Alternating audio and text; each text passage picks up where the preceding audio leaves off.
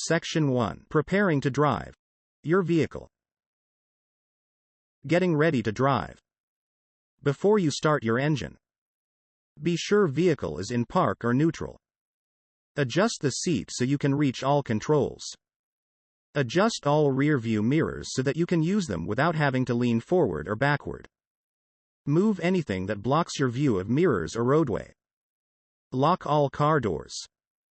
Put your seatbelt on and make sure all passengers do the same. Equipment standards. The equipment in your car must meet certain standards. You may be stopped at any time by law enforcement for a vehicle inspection. Required equipment. Brakes. 2 braking systems. Each must be able to stop the car alone. The parking or emergency brake should be strong enough to hold the car on any hill. Low beam headlights. Show objects 150 feet ahead, visible from 1,000 feet. High beam headlights. Show objects 450 feet ahead, visible from 1,000 feet. Taillights. 2 red taillights, visible from 1,000 feet. Brake lights. 2 red brake lights, visible from 300 feet in the daytime. License plate light. White light that makes the license plate visible from 50 feet. Directional signals. Amber, or white, front, or red, rear, visible from 500 feet. Horn. Heard from a distance of 200 feet. Mirrors. At least one rear view mirror with view 200 feet to the rear. Windshield wiper. In good working order to clear the driver's view. Windshields. Must be safety glass and may not be covered or treated with any material that makes the windshield reflective or non-transparent. Must be free of any stickers not required by law. Side and rear windows. May not be composed of, covered by, or treated with any material which has a highly reflective or mirrored appearance and reflects more than 25% of the light, side windows, or more than 35% of the light, rear window. Tires. Should have a minimum tread of at least 3/32 of an inch or greater, and no worn spots showing the ply. Equipment not permitted. Red lights visible from front or blue lights for emergency, law enforcement vehicles only.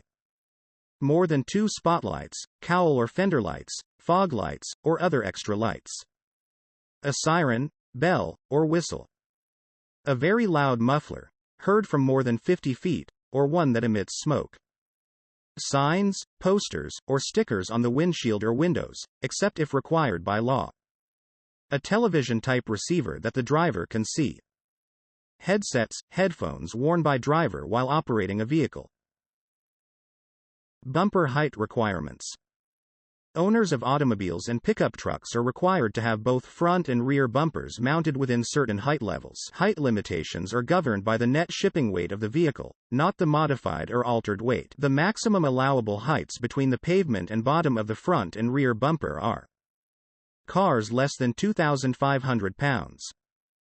Front and rear 22 inches. Cars 2,500 to 3,499 pounds. Front 24 inches, rear 26 inches. Cars as greater than or equal to 3,500 pounds. Front 27 inches, rear 29 inches. Trucks less than 2,000 pounds. Front 24 inches, rear 26 inches. Trucks 2,000 to 3,000 pounds. Front 27 inches, rear 29 inches. Trucks 3,000 to 5,000 pounds. Front 28 inches, rear 30 inches. Keep your car in good condition. Brakes. Check to see that the pedal stays well above the floor when you step on it. If the car pulls to one side when you use the brakes, or if you hear any scraping or squealing noises, your brakes may need to be repaired. Lights. Check lights often, replace burned out bulbs and keep lenses clean. Tires. Inspect often for proper inflation, tire pressure, even tread wear, and damage. Windows and windshields. Keep the glass clean inside and out. Rear window. If the rear window is covered by or treated with any material that makes it non-transparent, The vehicle must be equipped with side mirrors on both sides that allow the driver a view to the rear of at least 200 feet. Read your vehicle owner's manual. It is an excellent resource for information specific to your vehicle, such as what types of fluids your car requires, what dashboard warning lights mean, what your car services intervals are, and more. Anti-lock brake system. Anti-lock brake system, ABS, prevents skidding and allows drivers to steer during an emergency braking situation. ABS can help improve vehicle stability, steering ability, and stopping capability. It is important to know if your vehicle has ABS because it will affect the way you should stop in an emergency situation. Drivers with ABS need to press down hard on the brake pedal, hold it, and steer out of danger. In an emergency situation, the ABS automatically pumps the brakes at a faster rate than the driver could. Removing steady pressure from the brake pedal or pumping the brakes will disengage or turn of the ABS.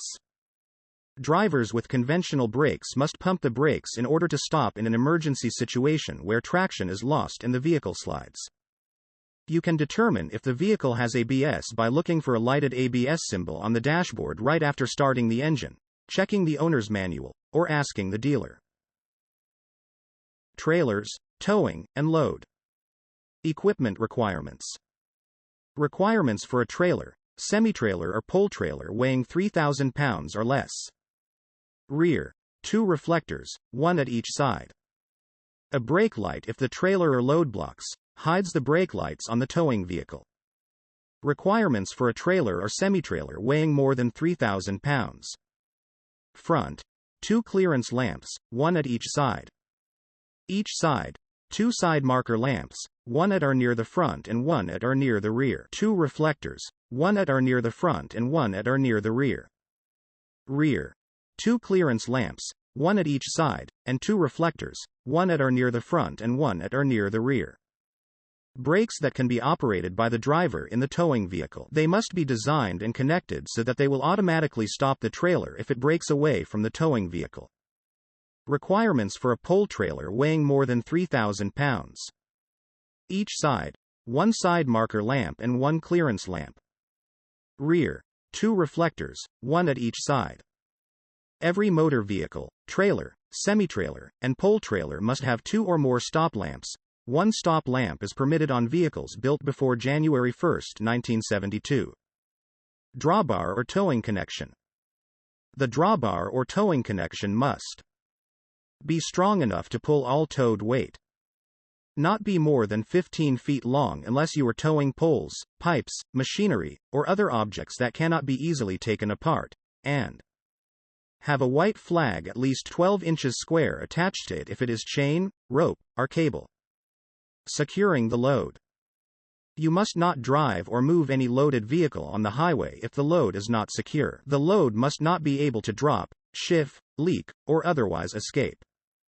You must use a close-fitting cover when hauling loads which could fall or blow onto the roadway, for example, dirt, sand, gravel. Every truck carrying logs or pulpwood must use lock chains to securely fasten the load. Projecting load. A load that extends beyond the sides of a vehicle and more than 4 feet or more beyond its rear must be clearly marked. During the day, red flags at least 18 inches square must mark the extremities of the load. Requirements from sunset to sunrise, and during any rain, smoke, or fog include 2 red lamps on the back of the load that can be seen from at least 500 feet to the rear. 2 red reflectors on the rear that can be seen from 100 to 600 feet when directly in front of low-beam headlights, and located to show the load's full width, and/or 1 red lamp on each side of the load, visible from at least 500 feet to show maximum overhang of load. If the trailer or motor vehicle is transporting logs, pulpwood, poles, or posts that extend more than 4 feet beyond the rear of the load, you must have 1 amber strobe-type lamp equipped so that the lamp is visible from the rear and both sides of the projecting load. The lamp must be operational and seen any time of day or night. Passenger vehicles must not be driven on any highway with a load extending beyond the fenders on the left side of the vehicle or extending more than 6 inches beyond the line of the fenders on the right side. Slow-moving vehicles. Farm vehicles designed for operation at speeds less than 25 miles per hour must display the special sign on the rear when using public highways, not limited access, interstates. Also, these vehicles must only be operated during daylight hours unless equipped with the proper lights, reflectors required for night driving. Section 2. Preparing to drive. You, the driver. Driving an automobile is a huge responsibility. In order to drive safely, you must be fully engaged. Hands on the wheel, eyes on the road, and mind on driving. Anything that affects your physical or mental condition can impair your ability to drive. Physical conditions. It is important that you get regular vision, hearing, and general physical checkups. Get treatment for illnesses and avoid driving when sick. Remember that whenever you are prescribed medication, you should ask your doctor or pharmacist how it can affect your driving. Drowsy driving. Drowsy driving can be just as dangerous as drunk driving. Do not drive when you are tired. It is risky to drive drowsy because fatigue, being sleepy, can slow your thought processes and reaction time, affect your judgment and vision, impair your senses and abilities, and/or cause micro-sleeping, nodding of, or falling completely asleep. The two main causes of drowsy driving are lack of quantity of sleep and driving at times of the day when you would normally be sleeping. Avoid driving drowsy. Don't drive at times when you would normally be asleep. Get a good night's sleep before you travel. On long trips, take a break every 100 miles or 2 hours. If you think you might fall asleep, find a safe place to stop and take a nap. Use the buddy system and switch drivers when needed. Emotions. Emotions can have an effect on driving safely. You may not be able to drive safely if you are worried, excited, crying, angry, or depressed. Emotions can distract you from your driving because your mind is focused on other issues, not driving. Your emotional state can alter the way you react, or overreact, to driving situations. Take time to calm down and get focused before driving. Road rage. Road rage is violent or visibly angry behavior by a driver which can result in crashes or other incidents on roadways. Signs include sudden acceleration or braking, following too closely, cutting of other drivers, preventing other vehicles from merging into your lane, excessively hitting the horn or flashing headlights, shouting obscenities or threats, making obscene hand gestures, intentionally causing a crash, getting out of a vehicle in an attempt to start a confrontation, using a weapon or threatening to use a weapon, and/or throwing objects from the vehicle.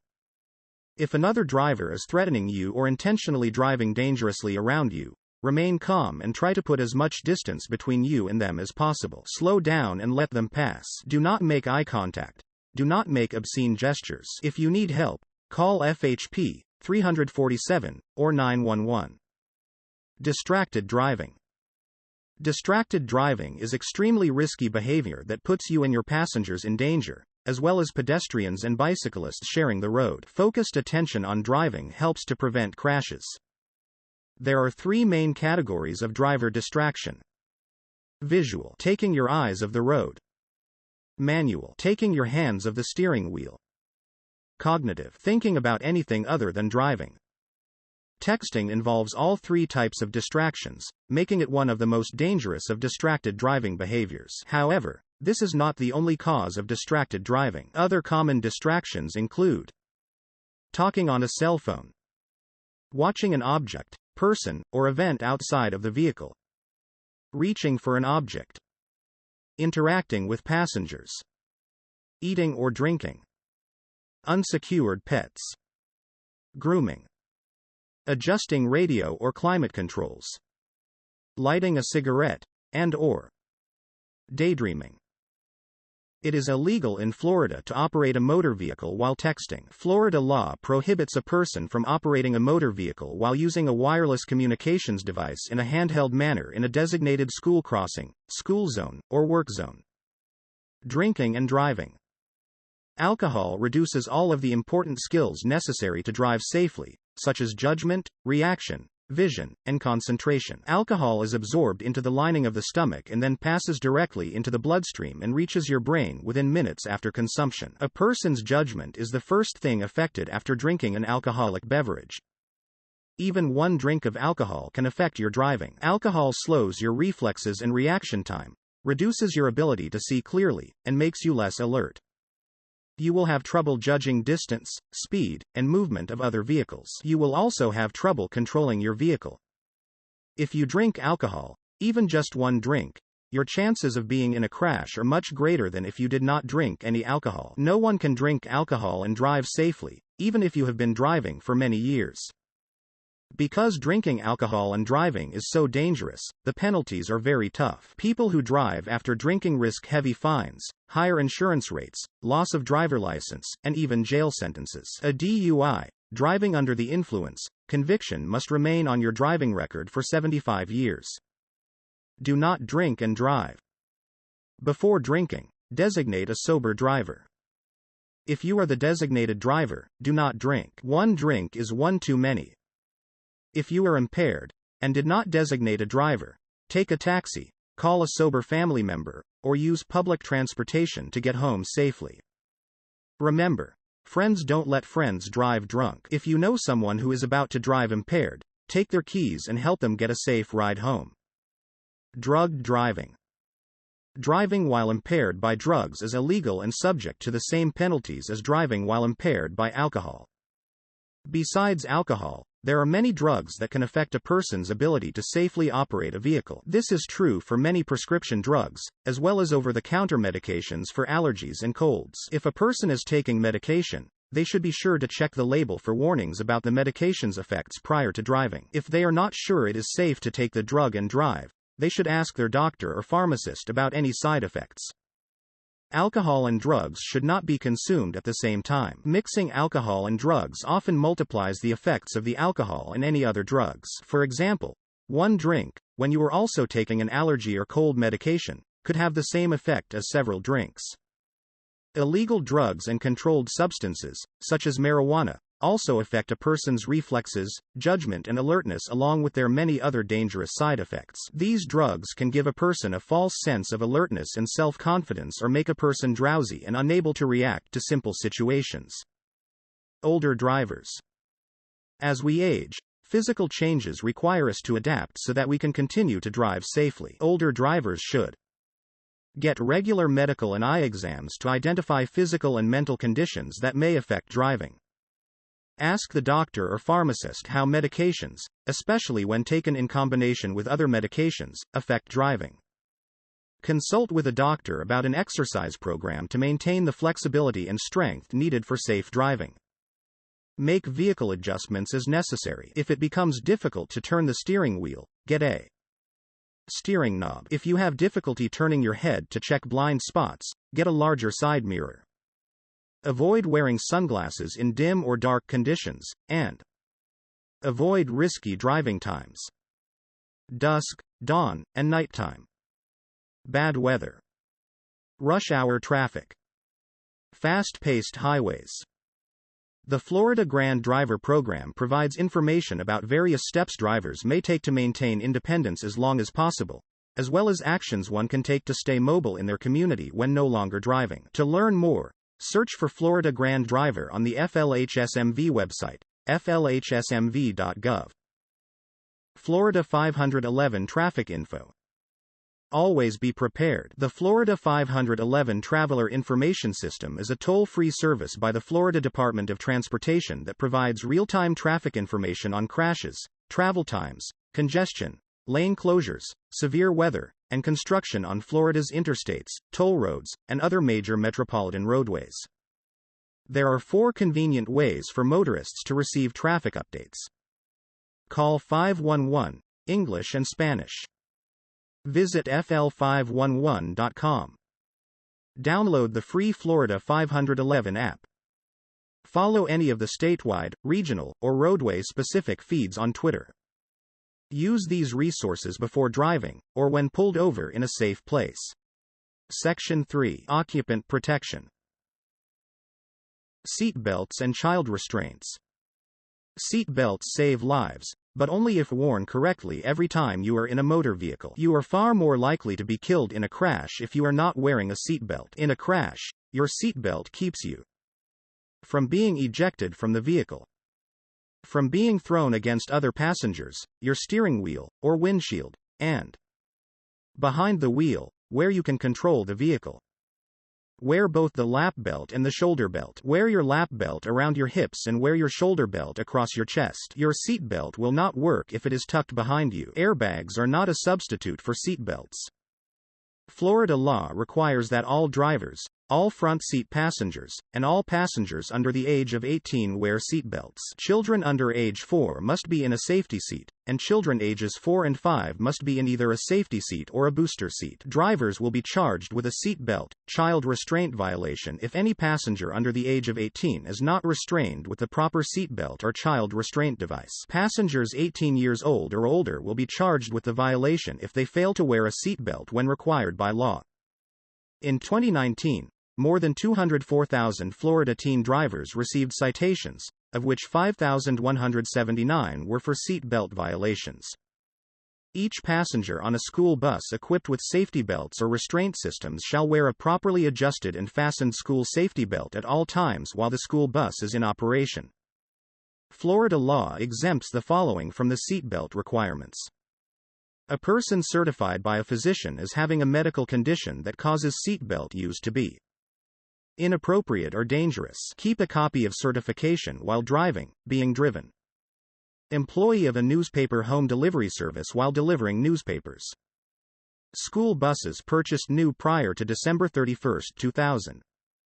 Buses used for transportation of persons for compensation. Farm equipment. Trucks of a net weight of more than 26,000 pounds. A seat belt, without booster seat, may only be used for children 4 to 5 years of age when the driver is not a member of the child's immediate family and the child is being transported as a favor or in an emergency.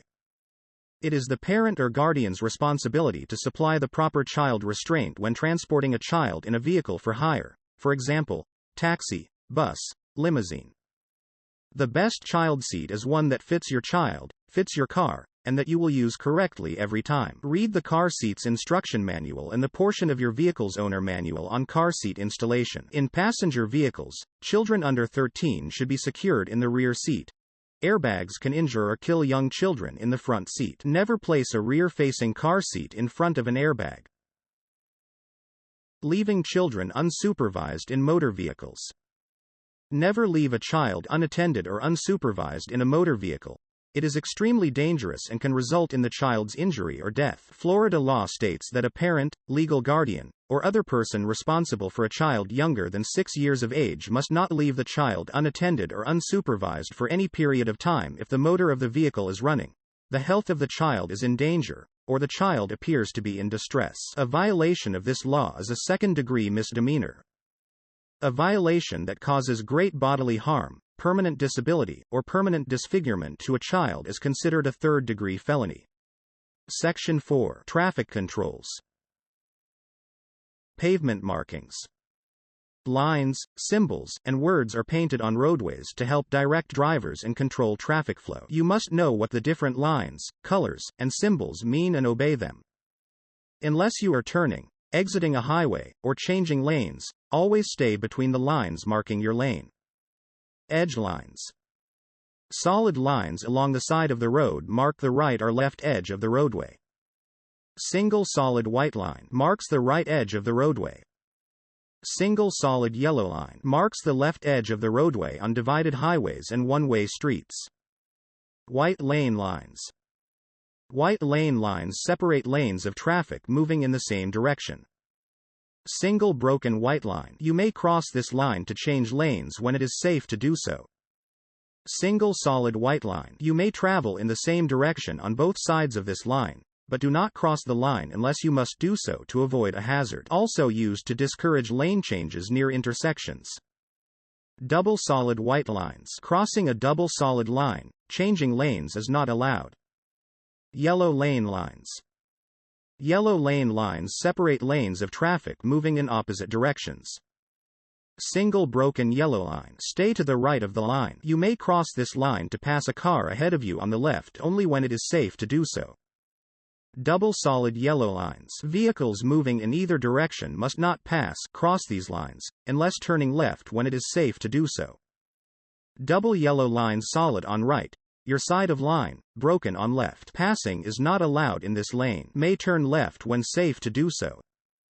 Double yellow lines broken on right, your side of line, solid on left. Passing is permitted in this lane when safe to do so.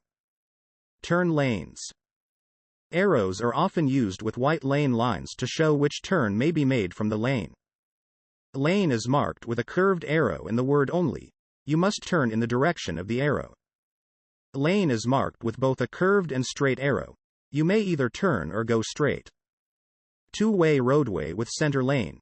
Drivers from either direction may use the center lane for left turns. You must not use for passing. Reversible lanes. Some highways have reversible traffic lanes to help handle rush hour traffic. The direction of traffic is normally reversed at set times each day. These lanes are marked with special pavement markings, lane signals, and signs. Bicycle lanes. Some roads have pavement markings that show lanes specifically designated for the exclusive use of bicycles or for shared use. Exclusive bike lane. Solid white lines separate these bike lanes from motor vehicle travel lanes, often marked with bike lane signs, symbols. Shared use lane. Marked with charos. These markings alert motorists that bicyclists may use the entire lane, indicate to bicyclists where to ride, and discourage bicycling in the wrong direction. White stop lines. Stop lines show where you must stop for a stop sign or red light. You must stop your vehicle before any part of it crosses the line before the crosswalk. Crosswalks. Marked with solid white lines and sometimes filled with white diagonal or perpendicular lines. Shows where pedestrians should cross. Motorists must always yield the right of way to pedestrians in a crosswalk. Other markings. Curbs are often marked yellow in no parking zones near fire hydrants or intersections. Yellow or white diagonal stripes mark fixed obstructions, medians, no parking zones, etc. It is illegal to park in or drive through areas that have pavement markings indicating fire lanes or safety zones. Traffic signs. Note: this section has been omitted from the audio version of the handbook. Please refer to the printed version of the handbook. You can locate it on the official DMV website or on driving-tests.org. Traffic signals. Traffic signals are placed at intersections to keep traffic moving and to help prevent crashes. Drivers, pedestrians, and bicycle riders must obey these signals except when an officer is directing traffic. If a traffic signal is out of order and law enforcement is not present, treat the light intersection as a four-way stop sign. Steady signal lights. Red light. Come to a complete stop at the stop line. Remain stopped until the light turns green. Don't stop too far away from the stop line. Some signals change only when their sensors detect vehicles at the stop line. After stopping, you may turn right if there is not a no turn on red sign and the way is clear. You may turn left from a one-way street onto a one-way street that has traffic moving to the left. Before turning, you must yield the right of way to pedestrians in the crosswalk and oncoming traffic. Running, driving through the red light is against the law and is extremely dangerous. Yellow light. Warning. The light is changing to red. Stop if you can safely do so. It is extremely dangerous to be in an intersection when the light turns red. Green light. Go, but only if the intersection is clear. Yield to pedestrians in the crosswalk and vehicles still in the intersection. Approach at a speed that will allow you to slow down if the light changes. When turning left, you must yield to oncoming traffic and pedestrians. Red arrow. Do not make the movement shown by the arrow until the green light appears. After stopping, you may turn right if there is not a no turn on red sign and the way is clear. You may turn left from a one-way street onto a one-way street that has traffic moving to the left.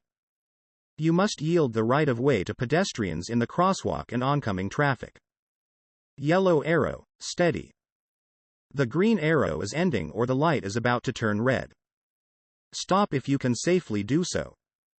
Yellow arrow, flashing. Turns are allowed in the direction of the arrow. The oncoming traffic has a green light. Yield to oncoming traffic and pedestrians. Green arrow. You may make a turn in the direction of the arrow. If the red light is illuminated at the same time, you must be in the proper lane for such a turn. You must yield the right of way to vehicles and pedestrians in the intersection. Flashing signal lights. Flashing red light used at dangerous intersections. Treat it like a stop sign. Stop and proceed when safe. Flashing yellow light used at, or just before, dangerous intersections. Also used to alert you to a warning sign such as a school crossing or sharp curve. Proceed with caution. Lane signals. Lane signals are used when the direction of the flow of traffic changes during the day, to show that a toll booth is open or closed, or to show which lanes are opened or closed. Red X. Never drive in a lane under the red X. Yellow X. The lane signal is about to turn red. Green arrow. You may use this lane and you must also obey all other signs and signals.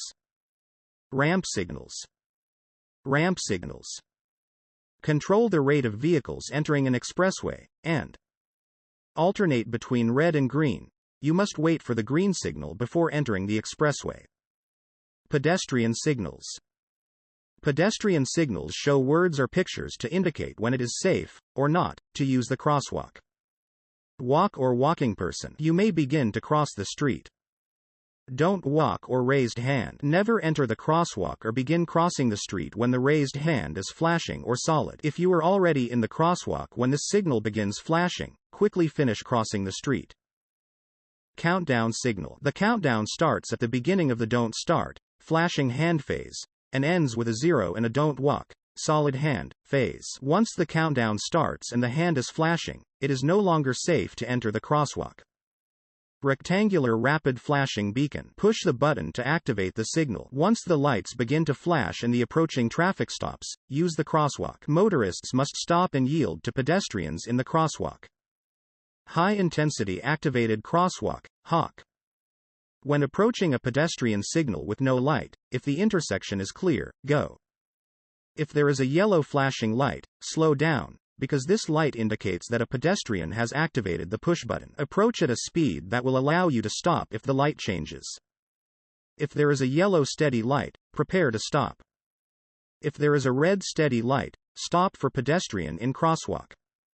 If there is a red flashing light, proceed with caution. If no pedestrian is present and the intersection is clear, go. Zones of caution. School zone signs and signals. School sign. You are near a school. Watch for children at all times, not just during school hours. School crossing. Slow down and watch for children crossing the road. Stop if necessary. Obey signals from any crossing guards.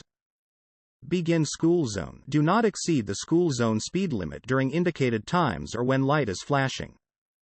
End school zone. Marks the end of a reduced speed school zone.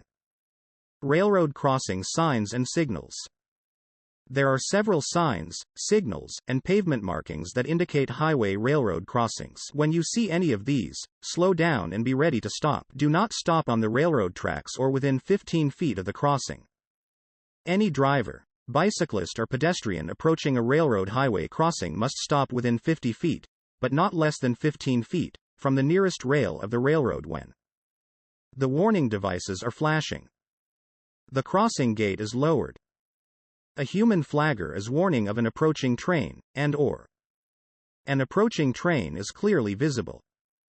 Pavement marking. Markings may be painted on the paved approach to a crossing before the stop line. Advance warning sign. This is usually the first sign you see when approaching a highway railroad crossing. Crossbuck sign. These are yield signs. You must yield the right of way to trains. A sign below the crossbuck will show the number of tracks if there is more than one track. Flashing red light signals. At many crossings, the crossbuck sign has flashing red lights and bells. When the lights begin to flash, stop immediately. A train is approaching. Gates. Many crossings have gates with flashing red lights and bells. Stop when the lights begin to flash and before the gate lowers across your road lane. It is against the law to drive around or under a crossing gate, either down or while being opened or closed, and it is extremely dangerous. Remember, slow down when approaching railroad crossings. Be prepared to stop especially when following buses or trucks. Many are required to stop at railroad crossings even when gates are up, lights are not flashing. If there is more than one track, make sure all tracks are clear before crossing. In heavy traffic, make sure there is room for your vehicle on the other side of the track before crossing. Trains often appear to be traveling at a slower speed than they actually are, and they cannot stop quickly. Don't try to beat the train. The train always wins. Drawbridge signs and signals. Drawbridges are mechanical bridges over navigable waters that raise or turn to allow marine traffic to go under them. Flashing yellow signal. When the yellow light is flashing, the drawbridge is in operation. Slow down and prepare to stop. Drawbridge signal. Red. Come to a complete stop at the marked stop line. The bridge is in operation and the roadway is closed to all pedestrian and motor vehicle traffic. Yellow. The light is about to turn red. Stop if you can safely do so. The bridge is about to start operation. Green. Proceed with caution. Gates. Many drawbridges have gates with flashing red lights and bells. Stop when the lights begin to flash and before the gate lowers across your road lane. It is against the law to drive around or under a crossing gate, either down or while being opened or closed, and it is extremely dangerous. Construction, maintenance signs and signals. Various traffic control devices are used in road construction and maintenance work areas to direct drivers and pedestrians safely through the worksite. Be prepared to reduce your speed and use caution when directed to do so by a sign, flagger, or law enforcement officer. Failure to do so is illegal and is dangerous to those working in the construction zone. Signs will indicate where speeding fines will be doubled when workers are present. Construction and maintenance signs. The signs, usually diamond-shaped and/or orange in color, notify drivers of unusual or potentially dangerous conditions near work areas. Channeling devices include barricades, vertical panels, drums and cones. Stripes on barricades and panel devices slope downward in the direction traffic must travel. These devices alert drivers of unusual or potentially dangerous conditions in roadway and work zones. These devices may be equipped with warning lights at nighttime to guide drivers safely. Flashing arrow panels, used both during the day and at night to give advance warning and directional information when it is necessary to move to another lane. Flaggers. People who work in roadway construction, maintenance zones to stop, slow, or guide traffic safely through the area. Flaggers wear bright-colored, fluorescent vests or jackets and use red flags or signs to direct traffic through work zones. Section 5. Driving safely. Speed limits.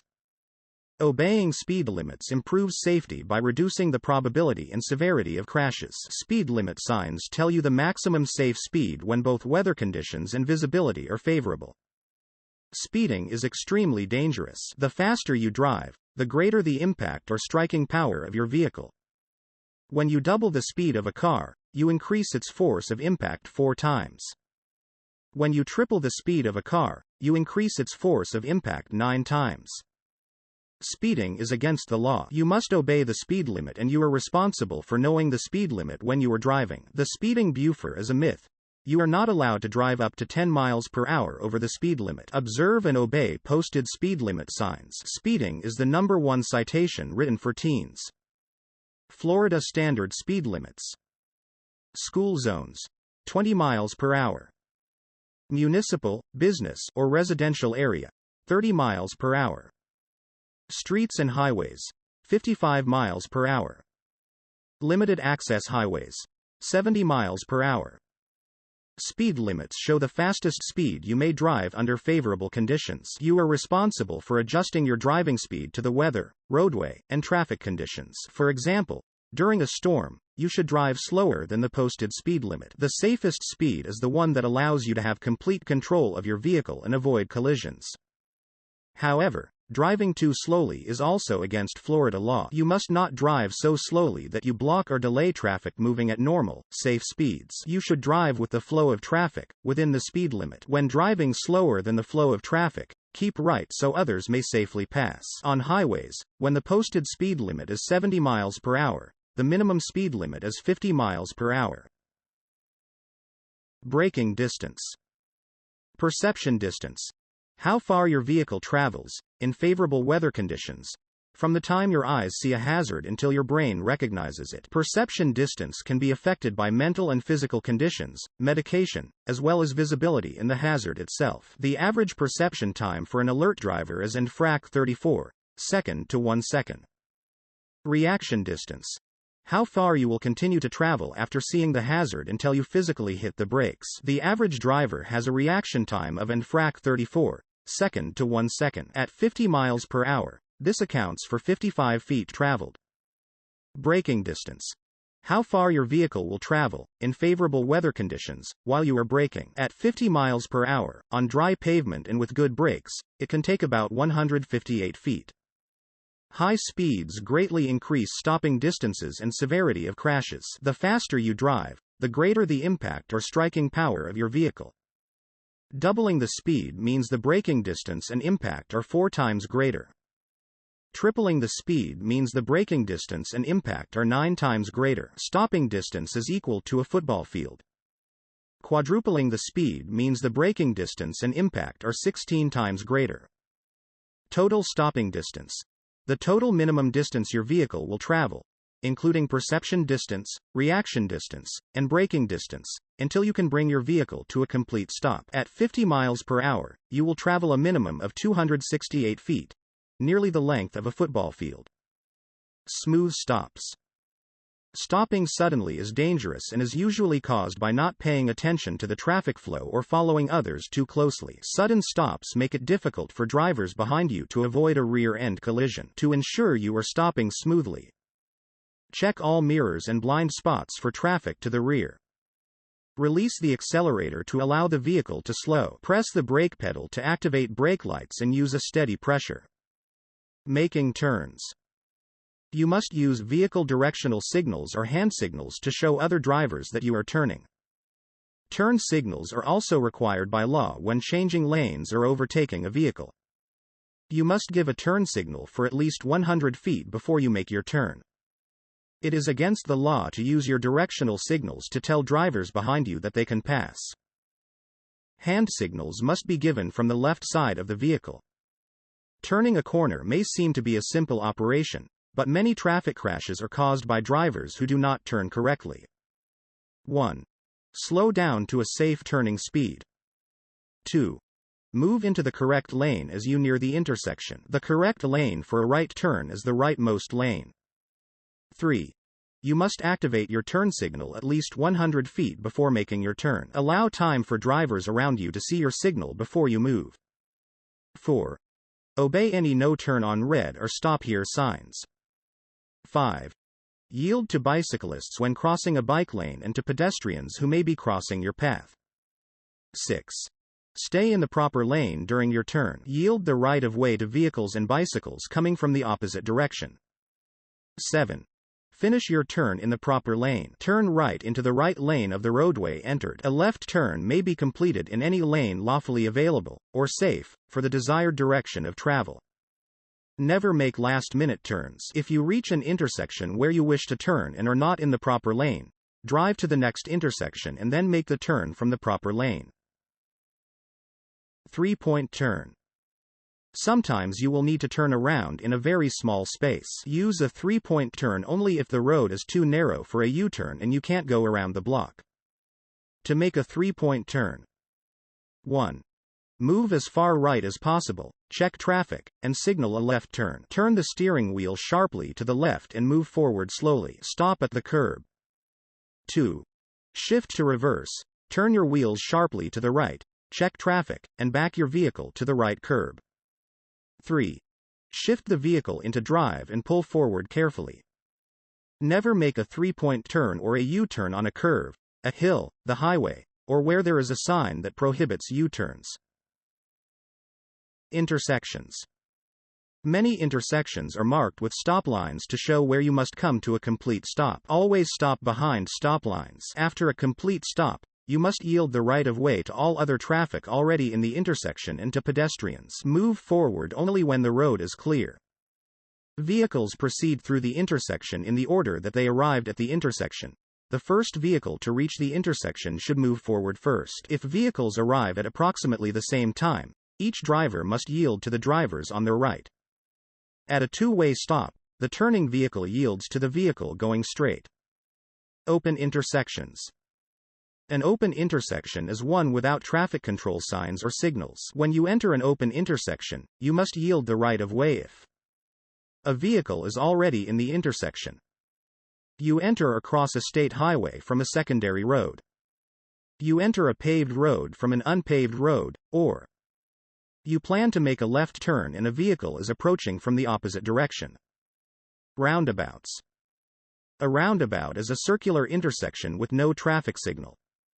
Roundabouts travel in a one-way counterclockwise direction. Drivers entering the roundabout must yield to traffic already in the roundabout. If there is no traffic in the roundabout, you may enter without yielding. Do not change lanes in the roundabout. Do not stop in a roundabout. Signal before exiting the roundabout. Multi-lane roundabouts. Multi-lane roundabouts have the same rules as single-lane roundabouts, however you will need to choose the proper lane prior to entering the roundabout. To go straight or right, use the right lane. To go straight or left, and to make a U-turn, use the left lane. Prior to entering or exiting the roundabout, drivers must yield to pedestrians in the crosswalks. Bicyclists may take the lane in the roundabout or use the sidewalk. Driveways. Drivers entering a road from a driveway, alley, or roadside must yield to vehicles already on the main road, as well as to pedestrians and bicyclists on the sidewalk or in bike lanes. Traffic lanes. On a two-lane highway you must always drive in the right lane unless you are overtaking and passing, where permitted. If the road has 4 or more lanes with two-way traffic, drive in the right lanes except when overtaking and passing. The center lane of a 3-lane or 5-lane highway is used only for turning left. HOV lanes. Some highways reserve the left lane for vehicles with 2 or more occupants or hybrid, low-emission vehicles, LEV. LEVs require a decal and completion of FLHSMV Form 83027. These high-occupancy vehicle, HOV, lanes are identified by signs, diamond pavement symbols, and are separated by a striped buffer zone. Vehicles may enter and exit the HOV lane only at designated points. Bike lanes. Motorized vehicles are not allowed to drive in bike lanes. They may cross over them when turning at intersections, but only when no bicyclists are present in the bike lane. Red reflectors. Red reflectors on lane lines always mean you are facing traffic the wrong way and could have a head-on collision. If you see red reflectors facing you on the lane lines, you are on the wrong side of the road. Turn around or get into the proper lane immediately. If you see red reflectors on the edge lines of the road, you are going the wrong way on an entrance or exit ramp. Pull over immediately. Turn around when it is safe to do so. Safe following distances. Rear-end collisions are almost always caused by drivers following too closely. Maintaining a large enough following distance, the space between you and the vehicle in front of you, greatly helps avoid a collision with the vehicle in front of you. The more distance between your vehicle and others, the more time you have to react. Keep a minimum following distance of 4 seconds during favorable weather and traffic conditions. Increase following distance during unfavorable weather or traffic conditions. To determine your following distance. 1. Watch when the rear of the vehicle ahead passes a stationary marker such as a sign or light pole. 2. Count the seconds it takes you to reach the same marker. 1001, 1002, 1003, 1004. 3. If you pass the stationary marker before counting to 1004, you are following too closely. 4. Reduce speed and then count again at another stationary point. Repeat until you are following no closer than 4 seconds. Increase your following distance in these situations. Rain or when roads are wet. Low visibility, dusk, dawn, nighttime, fog, etc. When being passed, more space in front of your vehicle so the pass can be completed safely. Carrying a heavy load or pulling a trailer. The extra weight makes it more difficult to stop quickly, steer correctly. When stopped behind another vehicle on an incline, it may roll back before moving forward. When following motorcycles, the chances of a motorcyclist falling are greater on wet or gravel roads, or metal surfaces such as bridges. You will need extra stopping, steering distance to avoid hitting the motorcycle rider. When following emergency vehicles, it is against the law to follow a fire truck responding to an emergency closer than 500 feet. When following vehicles required to come to a stop at railroad crossings, such as city buses, school buses, and vehicles carrying hazardous materials. When following vehicles with a blocked rear view, drivers of trucks, buses, vans, or vehicles pulling trailers may not be able to see your vehicle when you are directly behind them. If your vehicle is being followed too closely, slow down and keep to the right. Following distance for trucks. A truck or any vehicle towing another vehicle must not follow within 300 feet of another truck or another vehicle in tow. This law does not apply to overtaking and passing, and it does not apply within cities or towns. Blind spots. Blind spots are areas near the left and right rear corners of your vehicle that you can't see in your rearview mirrors or with your peripheral vision. Before you move to change lanes on a highway, pass on any road, or make certain turns, turn your head to make sure these areas are clear. Do not drive in someone else's blind spot. Move forward or drop back so that the other driver can see you. The larger the vehicle, the larger the blind spots. Large trucks and SUVs have blind spots close to the rear of the vehicle that cannot be seen in rearview mirrors. See no zones on page 44. Passing. 1. You must activate your signal before moving into the left lane to let others know that you are about to change lanes to pass. 2. Stay a safe distance behind the vehicle you want to pass. The closer you get, the less you can see ahead. 3. Before you pull out to pass, check blind spots and make sure that you have plenty of time and room to pass. 4. Tap your horn, day, or flash your headlights, night, to let the other driver know you are passing. 5. Do not return to the right side of the road until you can see the tires of the vehicle you passed in your rear view mirror. Signal when you are about to return to your lane. 6. You must return to the right side of the road before coming within 200 feet of any approaching vehicle. Do not attempt to pass more than one vehicle at a time. Passing multiple vehicles is dangerous. Stay within the speed limit. It's illegal to exceed the speed limit while passing. Passing on the right. Passing on the right is only legal when there are two or more lanes of traffic moving in the same direction or the vehicle you are passing is making a left turn. You must not pass where there is a single solid line, or double-sided solid line dividing lanes. When the double-sided yellow line is solid in your lane. In do not pass and no passing zones. On hills or curbs where you can't see at least 500 feet ahead. Within 100 feet of a bridge, viaduct, tunnel, railroad crossing, or intersection.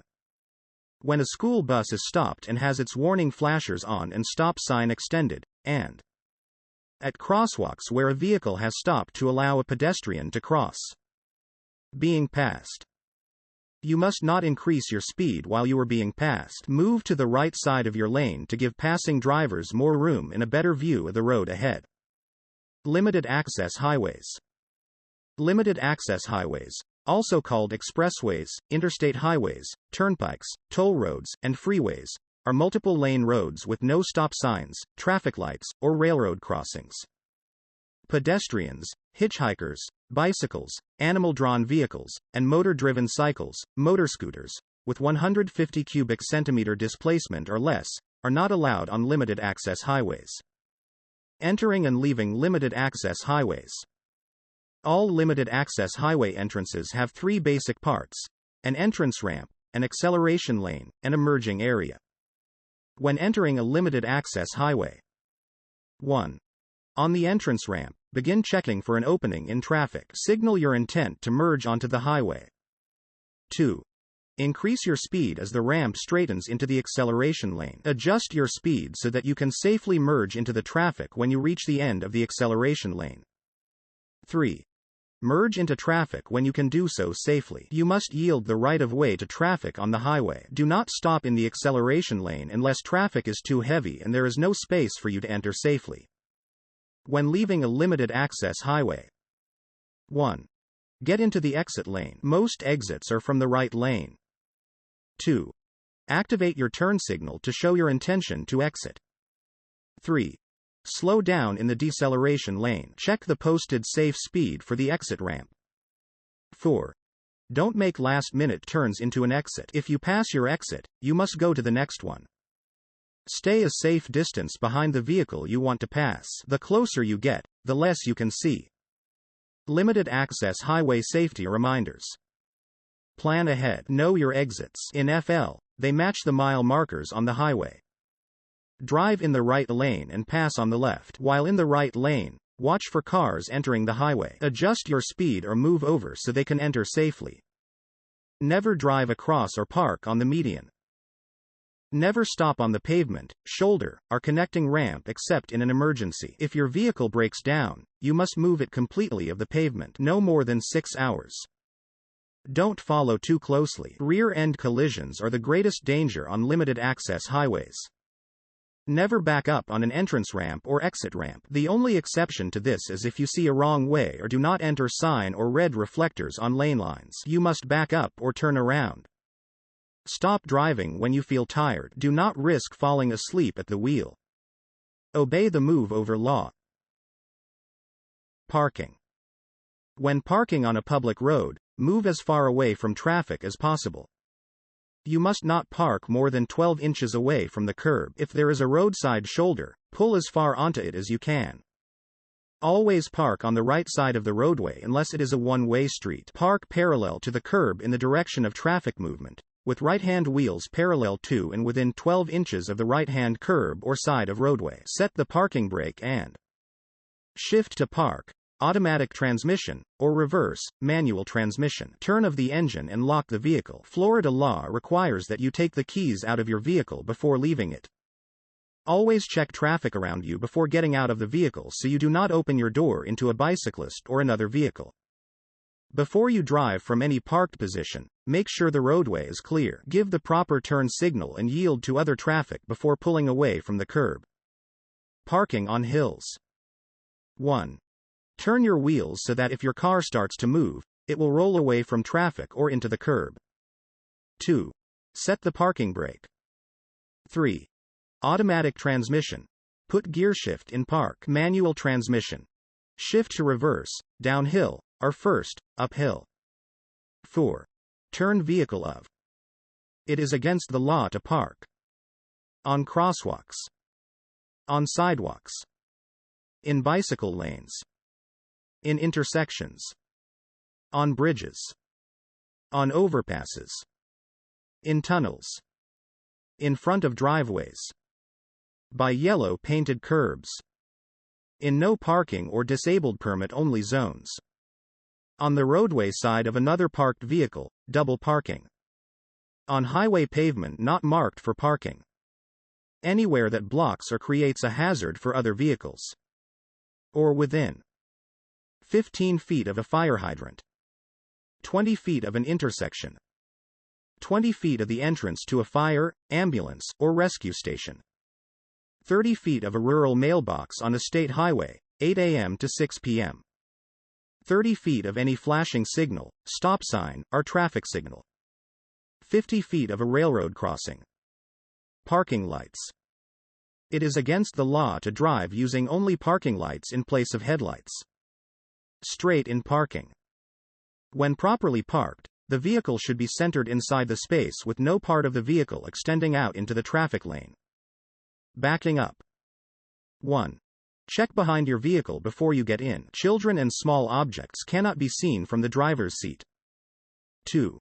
Place your right arm on the back of the passenger seat and turn around so that you can look directly through the rear window. Do not depend on your rear view or side mirrors as you cannot see directly behind your vehicle. Don't completely rely on cameras, alarms. They don't always detect small children and animals. 1. Back slowly. Your vehicle is much harder to steer while you are backing. 2. Whenever possible, use a person outside the vehicle to help you back up. Section 6. Sharing the road. Sharing the road with pedestrians. It is the motorist's responsibility to do everything possible to avoid colliding with a pedestrian, person walking. When in a crosswalk or driveway, bicyclists, skaters, and skateboarders are considered pedestrians. Rules for motorists. 1. You must stop and remain stopped for pedestrians crossing a street or driveway at any marked crossing, driveway, or intersection. 2. When entering or leaving an alley, driveway, or private road, you must stop for pedestrians on the sidewalk. 3. Never block the crosswalk when stopped at a red light. Do not stop with any portion of your vehicle overhanging the crosswalk. 4. Florida law prohibits you from overtaking and passing a vehicle that is stopped at a crosswalk so that a pedestrian can cross the roadway. A driver approaching a vehicle from the rear that is stopped at a crosswalk must assume that a pedestrian may be crossing, even when none can be seen at that moment. 5. Always stop before turning right on red and look both ways for pedestrians in the crosswalk. 6. Come to a complete stop, yield the right of way, and use extra caution when approaching. A visually impaired pedestrian who is carrying a white cane with a red tip are guided by a service animal. Mobility impaired persons, using a walker, a crutch, or an orthopedic cane or wheelchair, and pedestrians using a guide dog or service animal, or children or any confused or incapacitated pedestrian. Rules for pedestrians. 1. Pedestrians must not walk on the roadway if a sidewalk is available. 2. When walking along a roadway without a sidewalk, always walk on the shoulder on the left side, facing traffic. 3. Cross the road at intersections or designated crosswalks. Crosswalks at intersections may be marked or unmarked. 4. Pedestrians must yield the right of way to vehicles if crossing a roadway at any point other than within a crosswalk. 5. Pedestrians must yield the right of way to vehicles in the crosswalk if the crosswalk signal is red or displays "Don't walk." Pedestrian safety tips. Never enter the street from between parked cars. Always use a crosswalk. Stop at the curb or the edge of the road if there is no curb. Look left, then right, then left again for moving vehicles before you step into the street. Be seen. Wear bright, neon, reflective colors. Carry a flashlight at night. Don't text while walking. Avoid wearing headphones so that you can hear the traffic around you. Sharing the road with bicycles. In Florida, the bicycle is legally defined as a vehicle and has all of the privileges, rights, and responsibilities on public roads, except for limited access highways, that a motor vehicle operator does. Bicyclists may ride out of the bike lane into the travel lane for their own safety due to narrow roads, to avoid obstacles or pavement hazards, or to prepare for a left turn. A bicyclist may use the full lane even while traveling substantially below the speed of traffic if the lane is too narrow for both a car and bicycle to share. Unlike motorists, bicyclists may also operate on sidewalks, but they must yield to pedestrians on sidewalks and in crosswalks. Rules for motorists. 1. Florida law requires that you give bicyclists a minimum of 3 feet of clearance and use caution, slow speed when driving alongside or passing them. 2. On a 2-lane road, pass a bicyclist as you would a slow-moving vehicle, and only when it is safe to do so. 3. At intersections, always assume that bicyclists are traveling straight unless they signal otherwise. Yield to bicycles just as you would to any other vehicle. 4. When crossing a bike lane to make a turn, yield to any bicyclist in the bike lane and make your turn behind the bicyclist. 5. Do not follow a bicyclist too closely. 6. At night, avoid using high-beam headlights when you see a bicyclist approaching. 7.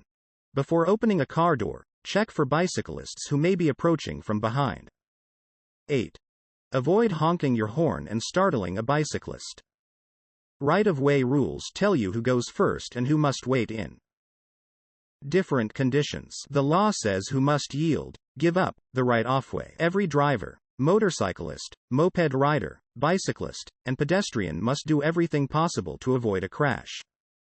Rules for bicyclists. 1. Bicyclists must obey all traffic controls and signals. 2. If bicyclists are not traveling at the speed of other traffic, they must use the bike lane, and if no bike lane is available, they must stay on the rightmost side of the road. 3. Bicyclists are allowed to use the full lane when making a left turn, passing, avoiding hazards, or when a lane is too narrow for them and a car to share it safely. 4. When operating a bicycle on a one-way street with 2 or more traffic lanes, bicyclists may ride on the left-hand side of the road. 5. Bicyclists must use directional hand signals to show other drivers that they are about to turn. 6. Bicyclists must never attach themselves or their bike to any vehicle on the roadway. 7.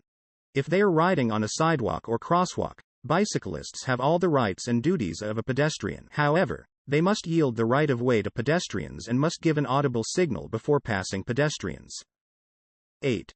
Between sunset and sunrise, bicyclists must have a white light visible from 500 feet on the front of their bicycle and a red reflector and a red light visible from 600 feet on the rear. 9. Bicyclists must have brakes which can stop their bike within 25 feet from a speed of 10 miles per hour. 10. All bicyclists and passengers under age 16 are required to wear helmets that meet federal safety standards. 11. If bicyclists are transporting a child under age 4, or who weighs 40 pounds or less, they must use a backpack, sling, child seat, or trailer designed to carry children. 12. Bicyclists must not leave a child in a seat or carrier when they are not in immediate control of the bicycle. 13. If bicyclists are riding with others, they may not ride more than 2 side by side unless it is a path or part of a roadway reserved for bicycles. They must ride single file if they and the other rider are impeding traffic. 14. Bicyclists must not wear headphones, earbuds while bicycling on the roadway. 15. Bicyclists must not ride a bicycle when under the influence of alcohol or drugs. Bicyclist safety tips. No matter your age, wear a helmet. Keep both hands on the handlebars. On the roadway, check behind you before changing lanes or moving notably within the lane. Be seen. Wear neon or fluorescent colors when riding and wear something reflective. Don't text while biking. Motorcycle awareness. Motorcycle and moped drivers have the same rights and duties as drivers of motor vehicles. Riders committing traffic violations may receive citations. Laws for motorcycle, moped. You must be 16 years of age or older to operate a motorcycle or moped on a public road. If under 18, you must hold a learner's license for 12 months with no moving violation convictions prior to the issuance of a motorcycle-only license. Operators of motorcycles must complete an approved motorcycle safety course and get a motorcycle endorsement on their driver license or a motorcycle-only license. Operators of mopeds must have the minimum of a Class E driver license. No motorcycle endorsement is required. Operators of motorcycles must wear a helmet unless they are over the age of 21 and carry a medical insurance policy providing for at least $10,000 in medical benefits for injuries. Motorcycles and mopeds must be registered annually and have the proper tag and must not be operated on bicycle paths or footpaths.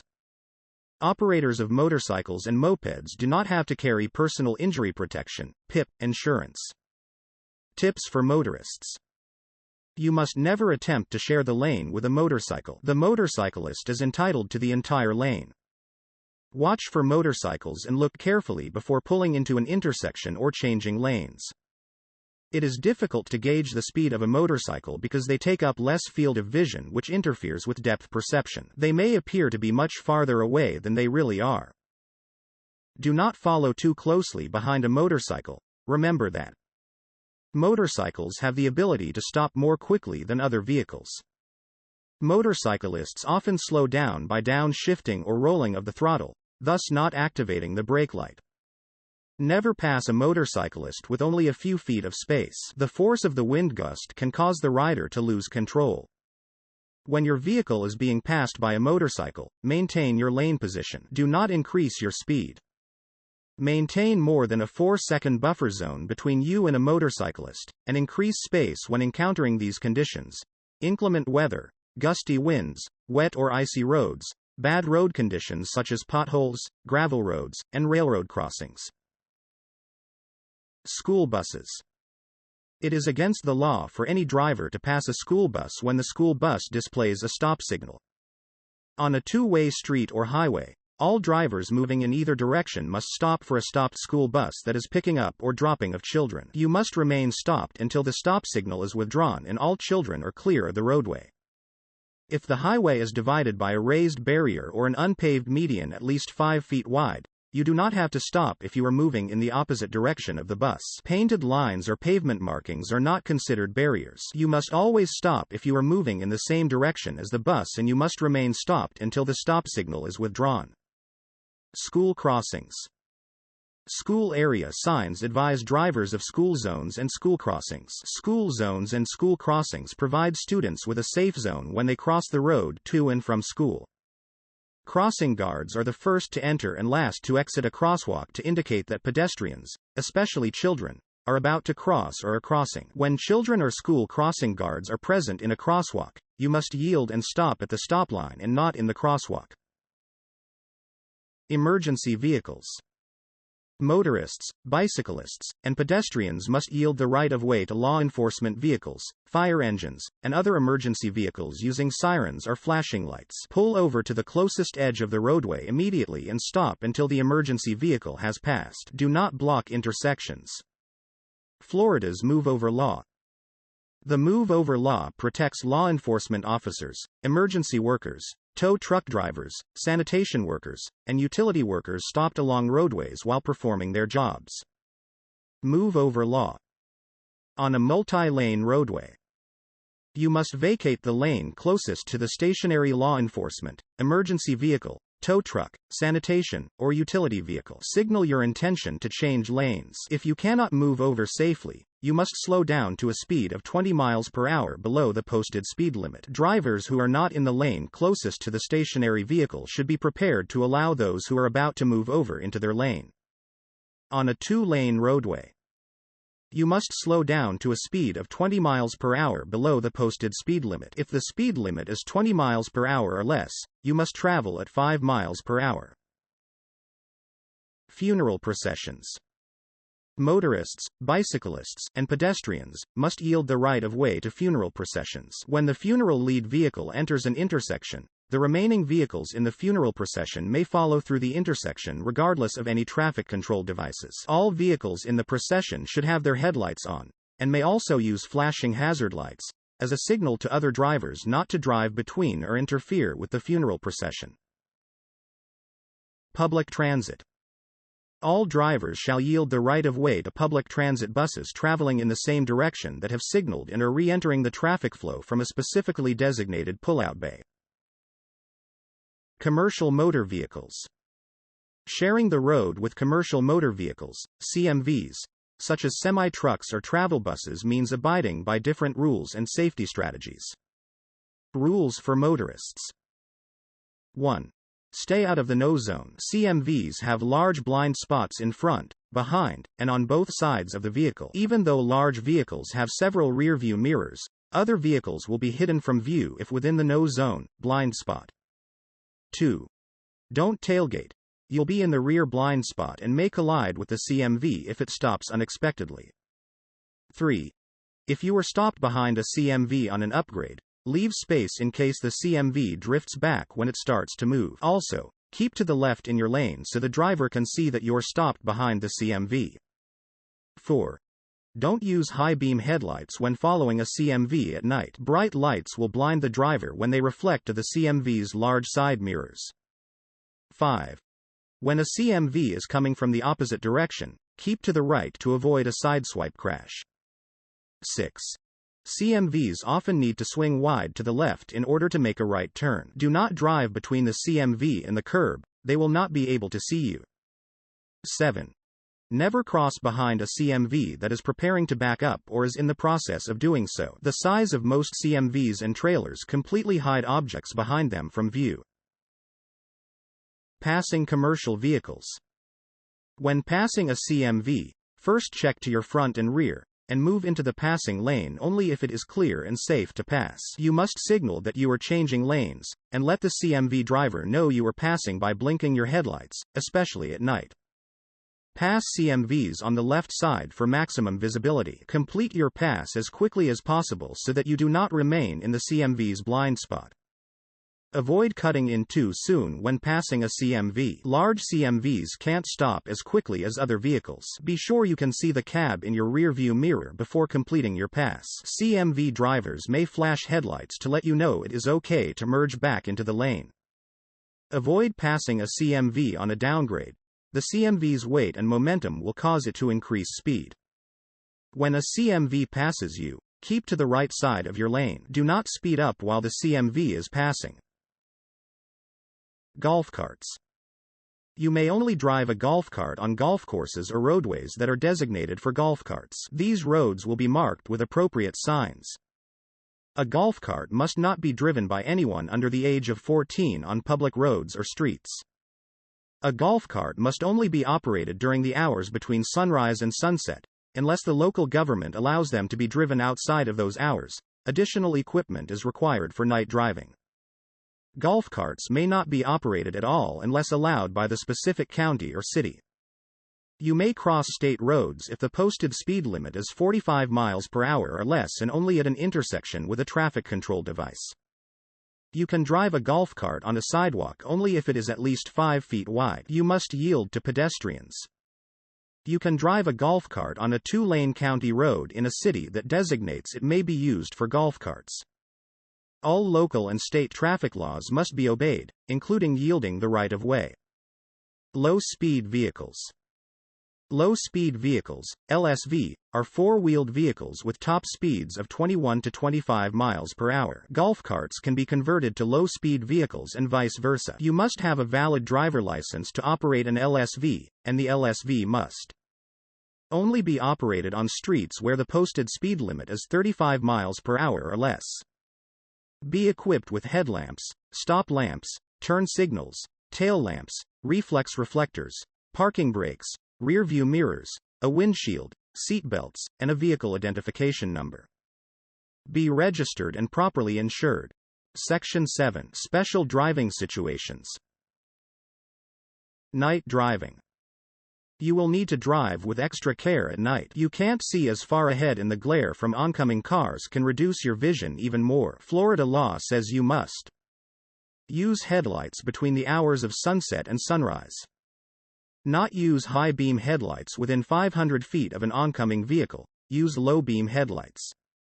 Not use high-beam headlights within 300 feet of the vehicle ahead of you. Use low-beam headlights. Not drive using only parking lights in place of headlights. Turn on your parking lights at night when you are parked on a roadway or shoulder outside of cities and towns. Follow these guidelines for driving at night. Avoid overdriving your lights, driving too fast for what you can see.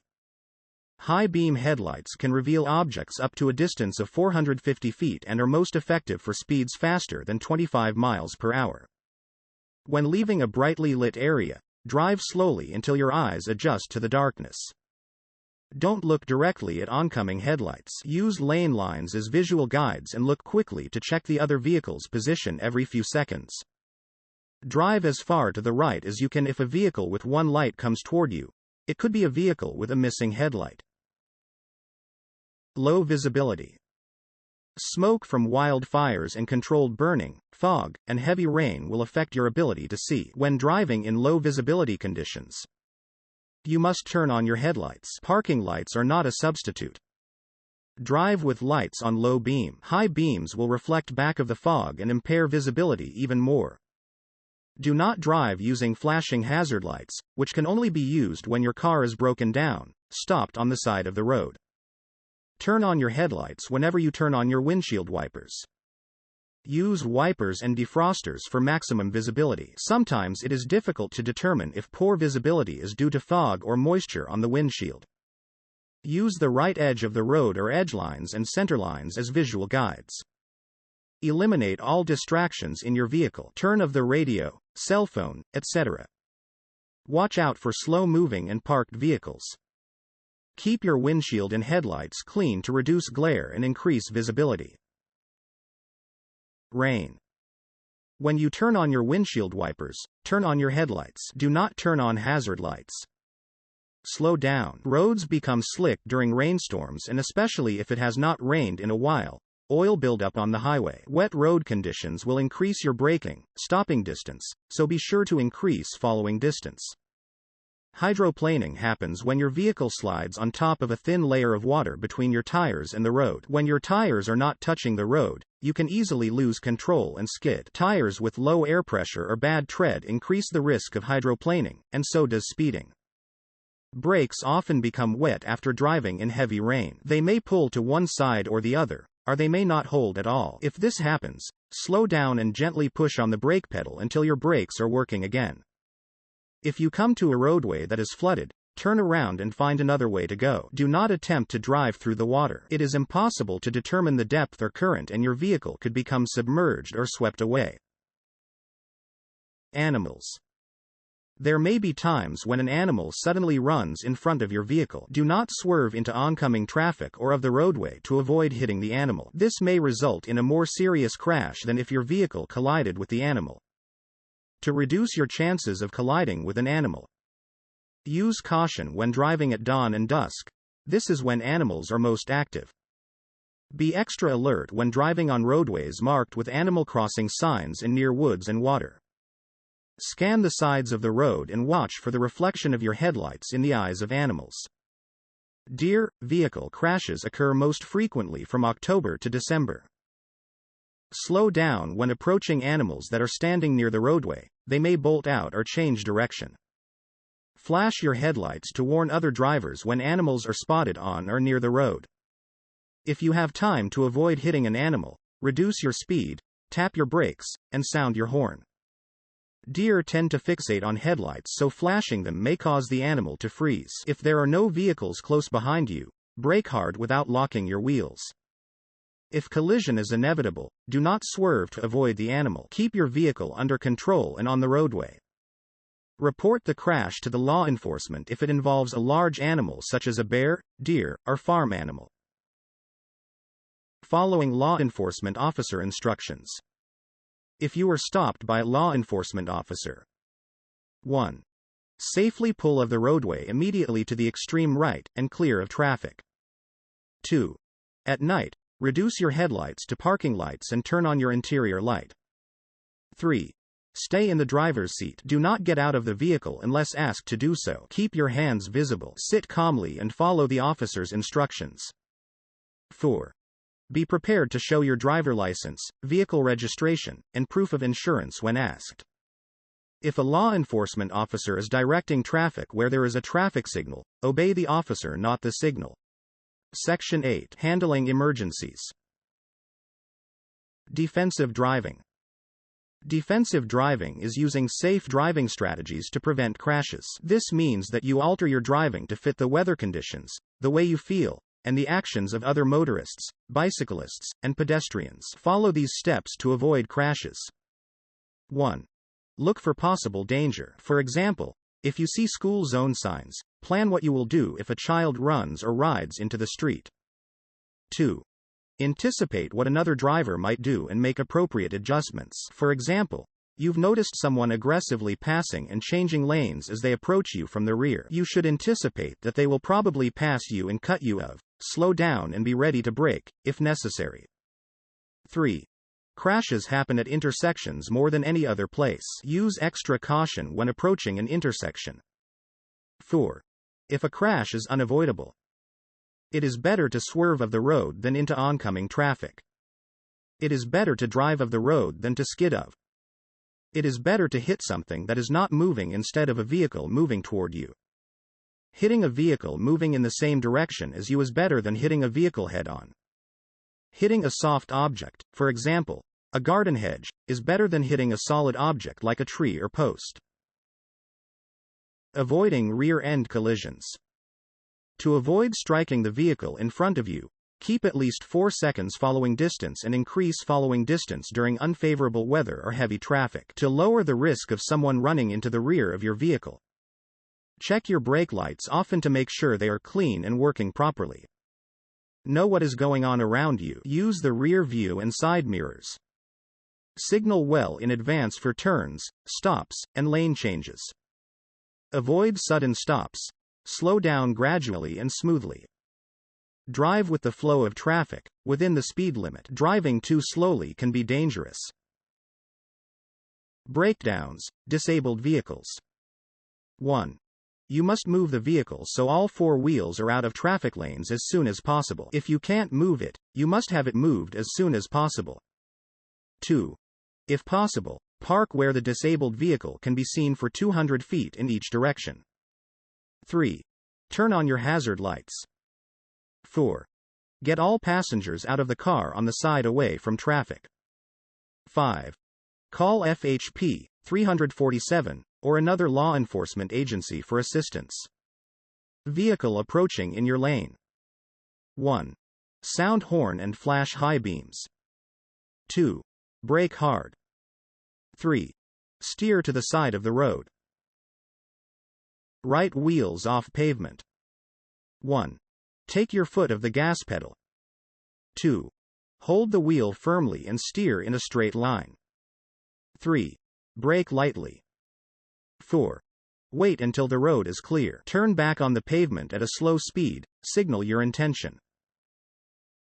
Overcorrection.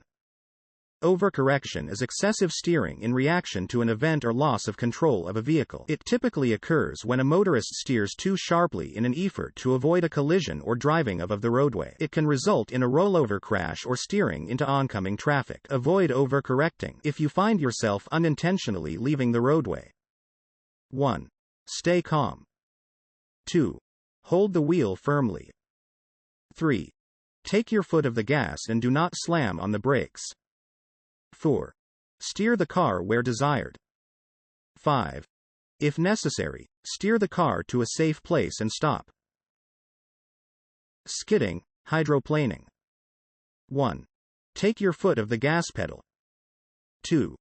Do not use your brakes, if possible. 3. Turn the vehicle's front tires in the direction you want to go, steer in the direction of the skid. 4. If you are about to hit something, see emergency braking below. Emergency braking. To stop in an emergency situation where traction is lost, drivers with conventional brakes should pump the brakes. Drivers with anti-lock brakes, ABS, must press down hard on the brake pedal, hold it, and steer out of danger. If the motorist with ABS removes steady pressure from the brake pedal or pumps the brakes, the ABS will disengage or turn off. Vehicles can be equipped with two different types of ABS. Four-wheel, on passenger cars and some light trucks. Brake hard, steer, and keep constant pressure on the brake pedal. Rear wheel, only on some light trucks. ABS prevents the rear wheels from locking up so that the back end of the vehicle does not skid. The front wheels can still lock up and cause the driver to lose steering control. If this happens, let up on the brake pedal just enough to allow the front wheels to start rolling again to regain control. Brake failure. 1. If you do not have ABS, pump the brake pedal hard and fast. If you have ABS, skip to number 2. 2. Shift to a lower gear. 3. Apply the parking brake slowly and while holding down the release lever button. This will prevent your rear wheels from locking and your vehicle from skidding. 4. Rub your tires against the curb to slow your vehicle or pull off the road into an open space. Wet brakes. 1. Test brakes lightly. 2. Brakes may pull to one side or may not hold at all. 3. Dry brakes by driving slowly in low gear and applying brakes. Jammed gas pedal. 1. Take your foot of the gas pedal. 2. Press the clutch, manual transmission, or shift into neutral, automatic transmission. 3. If necessary, press, don't slam, brakes to slow the vehicle. 4. Carefully steer to a safe place to stop. Do not shut of engine unless number 1 and number 2 do not work to slow the vehicle. If you shut of your engine, you will lose the ability to steer the car. Tire blowout. 1. Take your foot of the gas. Do not use brakes. 2. Concentrate on steering. 3. Slow down gradually. 4. Brake softly when the car is under control. 5. Pull completely of the pavement, roadway. Fire. 1. Exit the vehicle. 2. Call 911 for assistance. 3. Attempt to extinguish the fire only if you have a portable extinguisher and the fire is small. Never apply water to a gasoline or diesel fire.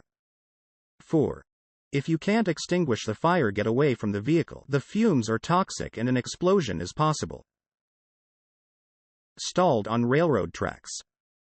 If your car stalls on the railroad tracks, get everyone out immediately and get away from the car. If you are stalled at a railroad crossing and the warning lights begin to flash, 20 seconds is the minimal amount of time that it takes a train to reach the grade after the warning lights begin flashing. If a train is coming, run in a 45-degree angle away from the tracks, but in a direction toward the train.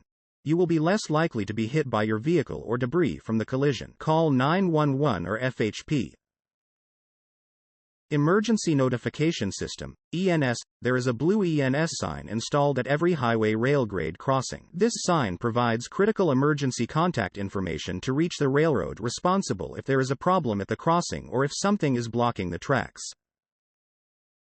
Submerged vehicle. If you crash into a pond, river, or other body of water, your vehicle will only float on the surface for 30 to 60 seconds. Get out of the vehicle immediately. Do not call 911 until you are completely out of the vehicle. 1. Unbuckle your seatbelt. 2. Roll the window down before the car sinks. If you are able to open the door, be aware that the car will immediately fill with water. 3. If you are unable to roll the window down, try to kick out a side window. There are many types of escape tools available that will quickly break a window. If you keep one of these in your vehicle, be sure it is within reach in case of an emergency. Power outage. In circumstances where the power is out and traffic signals are not active, treat intersections as a four-way stop. Vehicles move through the intersection in the order they arrived. First to arrive is first to move forward. If multiple vehicles arrive at the same time, the driver on the left yields to the driver on the right. Your responsibilities after a crash. If you are involved in a crash that results in death, injury or property damage, it is your duty, required by law, to give information and render aid. Always remain calm. 1. Stop and call 911, FHP, our local law enforcement. 2. Turn on hazard lights. 3. If anyone is hurt, you must get help immediately. 4. If the crash is minor and your vehicle is blocking the flow of traffic, you must move it or have it moved. 5. Exchange vehicle, witness, and driver information, name, address, phone number, license plate number, driver license and insurance. 6. Take photos or sketch the scene, showing vehicle crash locations.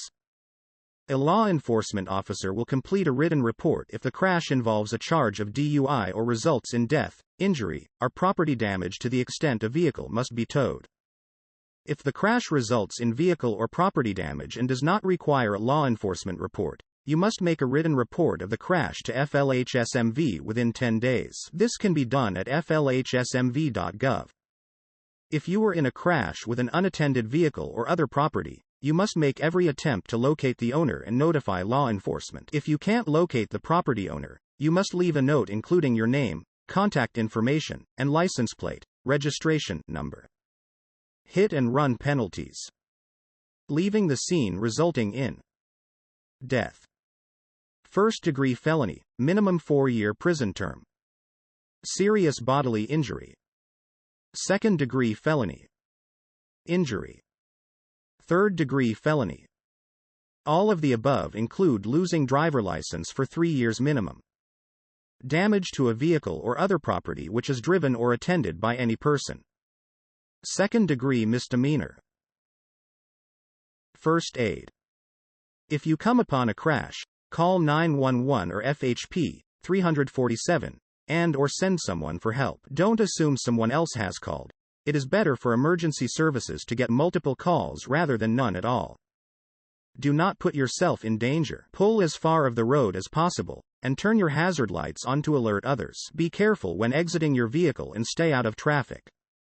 If someone is injured, apply first aid. However, Don't move an injured person who may have a neck or spinal injury. Don't attempt to remove the helmet of an injured motorcycle or bicycle rider. Treat for shock. Persons who have been injured may go into shock. When someone is in shock, all of the body functions slow down. Shock can be very serious and can cause death. Treat the injured for shock regardless of whether or not they appear to be in shock. Keep the injured person calm. Don't give them anything to drink. Have the person lie flat and elevate their legs. Cover the person with blankets to hold body heat. Maintain an open airway. Section 9. Your driving privilege.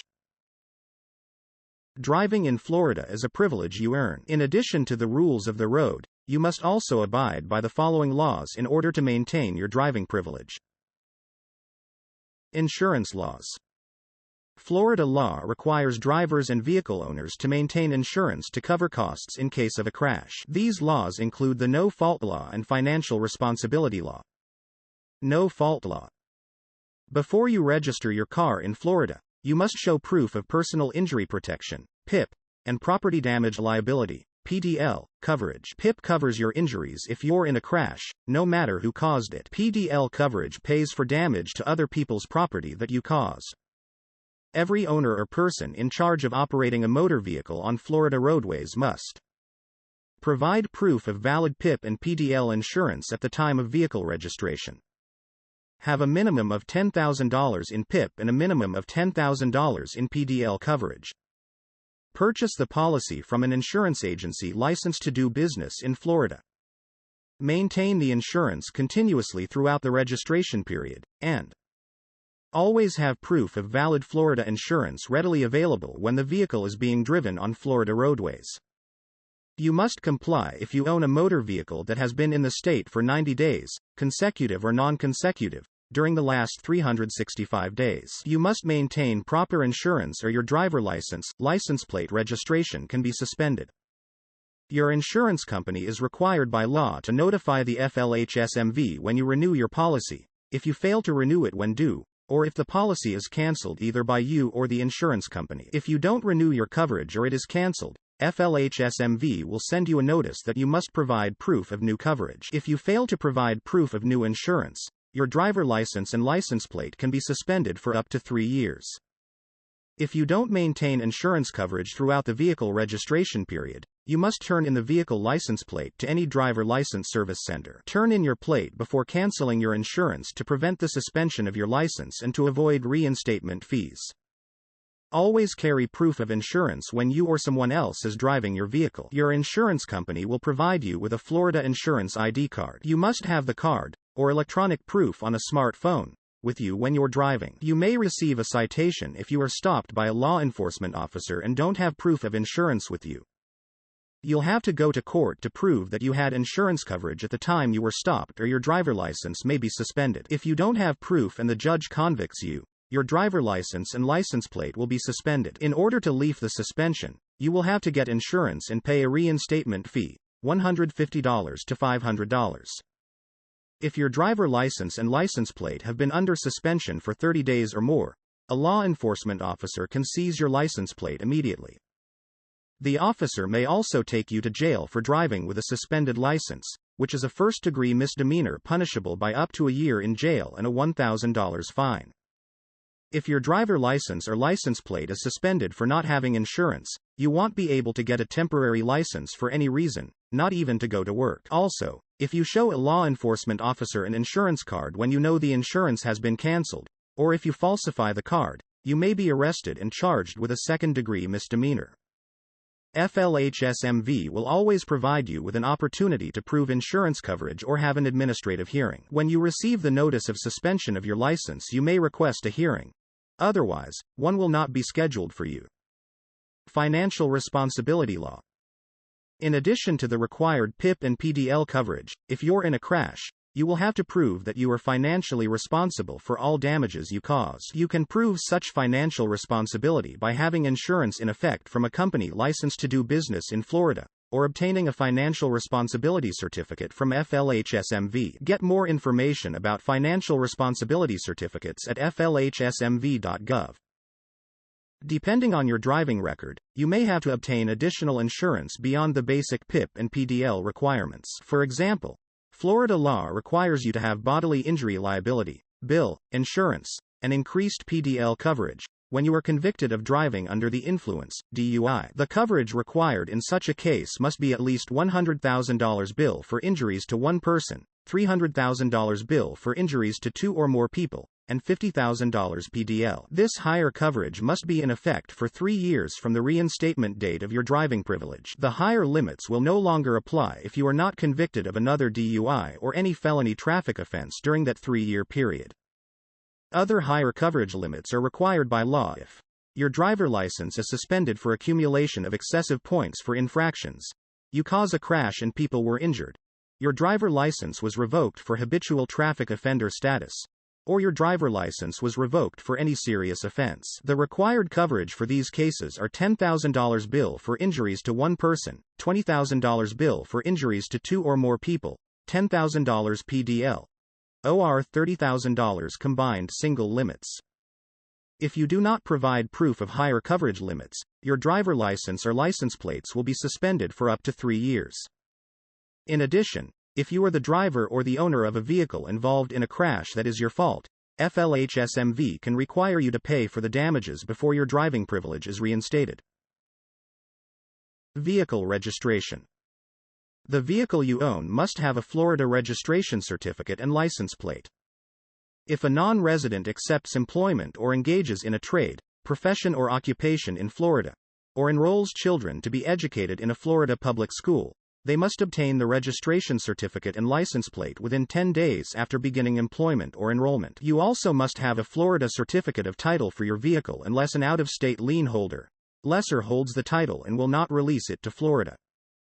To get your registration certificate and license plate, you must show proof of Florida insurance. In most cases, you need a Florida driver license to get insurance. You must also prove that you own your vehicle by showing your certificate of title. The vehicle identification number, VIN, on any vehicle previously titled or registered in another state must be verified by one of several designated officials before the vehicle can be titled and registered in Florida. VIN verification is not required on any new vehicles, regardless of whether purchased in Florida or out of state, or new, used mobile homes, trailer-type recreational vehicles, travel trailers, camp trailers, truck campers, and fifth-wheel recreational trailers, or trailers and semi-trailers with a weight of less than 2,000 pounds. Applying for title, license plates and registration. Apply for title, license plates, and registration at any service center in Florida. The cost of your license plate will depend on the type and weight of your vehicle. Your vehicle must always have a current license plate and you must always have your vehicle's registration when you are driving. If you buy a vehicle from a dealer in Florida, the dealer must apply for a certificate of title, certificate of registration and license plate for you. If you buy a vehicle from an individual, you must obtain the title from the individual and apply for a certificate of title in your name. You may apply for a certificate of title, certificate of registration, and license plate at the same time. You cannot get a license plate until you have a title to prove that you own the vehicle. All first-time driver license applicants who hold an out-of-state license should apply for a Florida driver license before they register their vehicle in Florida. Many service centers will do both at the same time. Renewal. Vehicle license plates and registrations must be renewed each year or biennially, on or before the birthday of the first owner listed on the registration form. Registrations may be renewed up to 90 days prior to the expiration date. Each time you renew, you must prove that you have the required insurance, unless it's on file and electronically updated. Registrations expire at midnight on the birthday of the first owner listed on the registration form, except for mobile homes renew yearly by December 31st. Semi-trucks and semi-trailers renew yearly by December 31st. Vehicles owned by companies and corporations and some CMVs renew yearly by June 30th. Violations of the driver license law. It's the law to provide your driver license, proof of vehicle registration, and proof of insurance when stopped by a law enforcement officer. You can be put in jail or required to pay a fine for the following offenses: altering your license in any way, unlawful use of your license, allowing your license to be used by another person, making a fraudulent application for a driver license or ID card, having more than one credential, U.S. driver license or ID card. Allowing an unlicensed person to use your car, or renting a motor vehicle to someone without a license. Giving false statements to a law enforcement officer or in a courtroom. Knowingly giving false information in crash reports. Time restrictions for minors, driving curfews. Minors holding a learner's license must be accompanied by a licensed driver who is age 21 plus, and must only drive during daylight hours. After holding a learner's license for 3 months, you may drive until 10 p.m. A 16-year-old licensed driver may not drive between 11 p.m. and 6 a.m. unless driving to or from work or accompanied by a licensed driver who is age 21 or older. A 17-year-old licensed driver may not drive between 1 a.m. and 5 a.m. unless driving to or from work or accompanied by a licensed driver who is age 21 or older. Littering. It is a crime to dump litter from a motor vehicle in any amount on any highway, road, street, etc. If you throw litter up to 15 pounds onto roadways, you can be fined $100. You can be charged with a first-degree misdemeanor, fined up to $1,000, and receive 3 points in your driving record if dumping more than 15 pounds of litter. The court may also require you to pick up litter along roadways. Use ashtrays for cigarettes and litter bags for trash while riding in motor vehicles. Cigarettes that are tossed out of windows can lead to fires. Road damage. It is against the law to damage the roads by driving on the rim of a flat tire or by any other means. Driving under the influence, DUI. You can be charged with driving under the influence, DUI, if you are found to be driving or in actual physical control of a motor vehicle while under the influence of alcoholic beverages, controlled substances, prescriptions, or over-the-counter medications. At the time of arrest, your license will be administratively suspended if you have a breath or blood alcohol level, BAL, of 0.08 or above, or refuse to submit to a breath, blood alcohol test. Implied consent law. You will be asked to take a blood test, a urine test, or a breath test if a law enforcement officer has reasonable cause to believe that you were under the influence of alcohol or drugs while driving. By law, you have agreed by signing your driver license to take these tests if asked. If you refuse to take the tests when asked, your license will automatically be suspended for 1 year. A second refusal will result in an 18-month suspension and a first-degree misdemeanor. In DUI cases involving death or serious injury, you will be required to take the blood test without your consent. The blood must be drawn by a doctor, nurse, or other health professional. Blood may be drawn if you are unconscious. Penalties for DUI: first DUI conviction. Fine. $500 to $1,000, BAL .15 or higher or minor in the vehicle, not less than $1,000 or more than $2,000. Community service. 50 hours. Probation. Up to 1 year. Imprisonment. Not more than 6 months, if BAL .15 or higher or minor in the vehicle, not more than 9 months. License revocation. Minimum 180 days. DUI school, 12 hours. Evaluation conducted to determine need for treatment for addiction. Ignition interlock device. If court ordered, if BAL .15 or higher, or minor in the vehicle, at least 6 continuous months. Second DUI offense, conviction. Fine.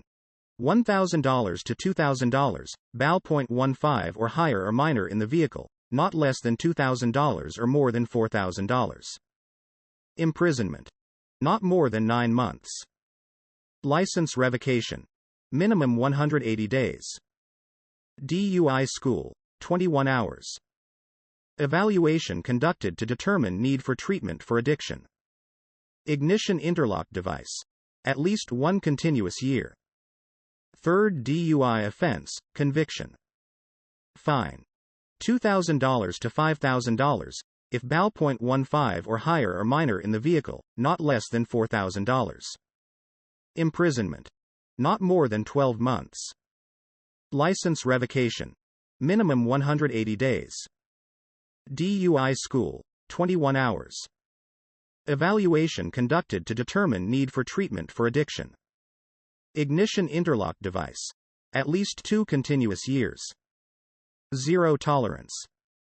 Any driver under 21 years of age who is stopped by law enforcement and has a BAL of .02 or higher will automatically have their driving privilege suspended for 6 months. Any driver under 21 with a BAL of .05 or higher is required to attend a substance abuse course. An evaluation will be completed and parents or legal guardians will be notified of the results for all drivers under the age of 19. Traffic crashes. If you are charged in a crash, you may have to go to court. The law enforcement officer who comes to the scene of the crash will file charges against any driver who violated a traffic law. Those charged will have a chance to be heard in court. The court will then decide the penalty. Others who were present at the crash may have to come to court as a witness. If you were found at fault in a crash where anyone was injured and transported to a medical treatment facility, or it is your second collision in a 2-year period, you will be required by law to attend a traffic collision avoidance course. Florida law states that if you are convicted of possessing, selling, or trafficking in drugs, including marijuana, your driver license must be revoked. Additionally, if drugs are in your vehicle because you are using your car to transport, sell, or distribute drugs, or to assist in committing any other felony, then your car may be seized and forfeited to the arresting agency as contraband. 3 crashes in 3 years law. If you were convicted of, or pleaded nolo contendere, no contest, to your 3rd traffic offense that caused a crash within 36 months, you must complete a FLHSMV approved driver improvement course that includes behind-the-wheel training and an assessment of your driving safety. You must complete 12 hours of an approved advanced driver improvement course, ADI. Receive 4 hours of behind-the-wheel training from a Florida licensed commercial driving school, CDs, and pass the extended driving test with a driver license examiner. Failure to complete these requirements within 90 days will result in a license cancellation. Point system. There are a number of infractions that can cause the loss or restriction of your driving privileges. You receive points for moving violations. If you accumulate too many points in a certain period of time, your license will be suspended and can be revoked. Violation. Unlawful speed 15 miles per hour or less over lawful or posted speed. Points. 3. Violation. Unlawful speed 16 miles per hour or more over lawful or posted speed. Points. 4. Violation. Unlawful speed resulting in a crash. Points. 6. Violation. Leaving the scene of a crash resulting in property damage of more than $50. Points. 6. Violation. Texting while driving. Points. 3. Violation. Texting occurred in a school zone. Points added to the primary offense. Points. +3. Violation. Texting resulted in a crash. Points. +6. Violation. Violation of traffic signal, sign, device. Points. 4. Violation. Passing a stopped school bus. Points. 4. Violation. Passing a stopped school bus resulting in serious injury or death. Points. 6. Violation. Reckless driving. Points. 4. Violation. Driving during restricted hours. Points. 3. Violation. Using a handheld device in a school crossing, school zone or work zone. Points. 3. Length of suspension. 12 points within a 12-month period, 30 days. 18 points within a 18-month period, 3 months. 24 points within a 36-month period, 1 year. The fine for exceeding the speed limit by more than 50 miles per hour is $1,000 for the first offense and $2,500 for the second. Fines are doubled when speeding infractions occur within a school zone or construction zone, with possible civil penalties up to $1,000, and you can be required to complete a driving course. The motorist receives the same number of points listed if the conviction occurs out of state or in a federal court. Mandatory restriction for minors. Any driver under the age of 18 who accumulates 6 or more points within a 12-month period is automatically restricted for 1 year to driving for business purposes only. If additional points are accumulated, the restriction is extended for 90 days for every additional point received.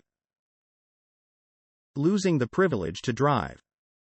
Every driver who obtains a license must drive safely to keep it. If you break laws or become an unsafe driver, your license can be suspended, revoked, or cancelled. The following table includes some, but not all, of the reasons one can lose the privilege to drive. Resolve your traffic citations in a timely manner so that you do not lose your driving privilege. Your license will be suspended, temporary withdrawal of driving privilege, if you do one of the following. Make a fraudulent driver license application. Allow your license to be used for a purpose that is against the law. Are convicted in a traffic court and the court orders that your license be suspended. Refuse to take a test to show if you are driving while under the influence of alcohol or drugs. Misuse a restricted license. Earn a certain number of points for traffic offenses on the point system. Break a traffic law and fail to pay your fine or appear in court as directed. Fail to pay child support. Fail to carry insurance in your vehicle. Fail to stop for a school bus. Commit retail theft. Are non-compliant with education requirements, school dropout. Your license must be revoked, termination of driving privilege, if you are found guilty of the following. Driving while under the influence of alcohol, drugs or other controlled substances. A felony in which a motor vehicle is used. Not stopping to give help when the vehicle you are driving is involved in a crash causing death or personal injury. Lying about the ownership or operation of motor vehicles. 3 cases of reckless driving within 1 year. An immoral act in which a motor vehicle was used. 3 major offenses or 15 offenses for which you receive points within a 5-year period. A felony for drug possession. Your vision is worse than the standard minimum requirements. Racing on the highway. Note: forfeiting bail and not going to court to avoid being convicted of reckless driving counts the same as a conviction. Your license can be cancelled, void and terminated, if your license was issued in error. You give false information or identification. You fail to complete a required school. Penalties for passing a stopped school bus. Penalties for passing a stopped school bus include: moving violation subject to citation. Must complete a basic driver improvement course. 4 points in your driver license, and minimum fine of $165. If you pass on the side where children enter and exit, you will receive a minimum fine of $265. When passing results in the serious injury or the death of another person. Serve 120 community service hours in a trauma center or hospital. Participate in a victims impact panel session or driver improvement course. 6 points in your driver license. Suspension of license for a minimum of 1 year, and $1,500 fine. Administrative hearings. If your driving privilege is suspended or revoked, you may be eligible to apply for a hardship license or reinstatement. For eligibility information, contact the local Bureau of Administrative Reviews, BAR, office, Driver License Service Center, or the FLHSMV Customer Service Center. To schedule an administrative hearing, go to mydmvportal.flhsmv.gov.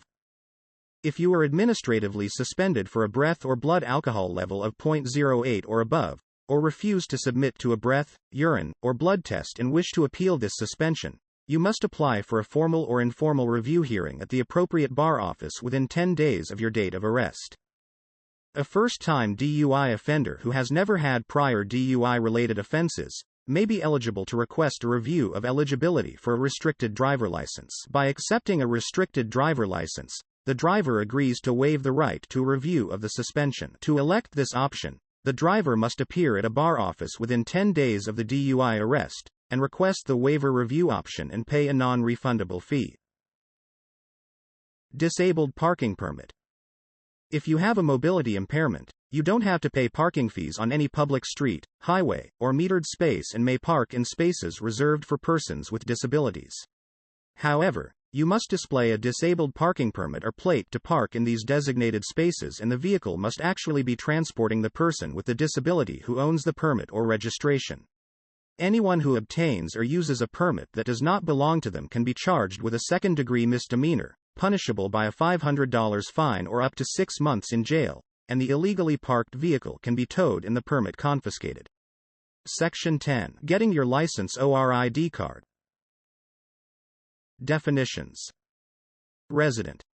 A person who has his principal place of domicile in this state for a period of more than 6 consecutive months, has registered to vote, has made a statement of domicile pursuant to Section 222.17, Florida statutes, or has filed for homestead exemption on property in this state. Immigrant. A permanent resident alien who is admitted to the United States, U.S., as a lawful permanent resident. Immigrants are legally accorded the privilege of residing permanently in the U.S. and are issued immigrant visas or adjusted to permanent resident status by the United States Citizenship and Immigration Service, USCIS. Non-immigrant. An alien who seeks temporary entry to the U.S. for a specific purpose and who has declared the intention to stay only for a temporary period of time. U.S. citizen. A person born in the U.S., its territories, naturalized, or one who has obtained a certificate of citizenship from the U.S. Department of State. Who needs a Florida license to drive? If you are a Florida resident, you must get a Florida driver license to drive a motor vehicle on public streets and highways. A non-resident, except a migrant or seasonal farm worker, who accepts employment or engages in a trade, profession or occupation in this state, or enrolls their child in a Florida public school must get a Florida driver license within 30 days in order to operate a motor vehicle. Exceptions for the Florida driver license. You do not have to get a Florida driver license to drive in Florida if you are a non-resident who is at least 16 years old and have a valid non-commercial driver license from another state or territory of the U.S., or an international driving permit from your country of residence accompanied by a valid driver license from that country. These people are also exempt, if they hold a valid driver license from their state, country. U.S. government employee driving a non-commercial U.S. government motor vehicle on official business. Any non-resident working for a firm on a contract for the U.S. government and driving a non-commercial vehicle. This exemption is only for 60 days. Members of the armed forces stationed in Florida, their spouses, and dependents. A licensed driver who lives in another state and travels regularly between home and work in Florida. Any non-resident attending college in Florida. Non-resident migrant farm workers, even though they are employed or place children in public schools, providing they have a valid driver license from their home state. Those who drive only vehicles like farm tractors or road machines temporarily on the highway. Florida driver license classifications.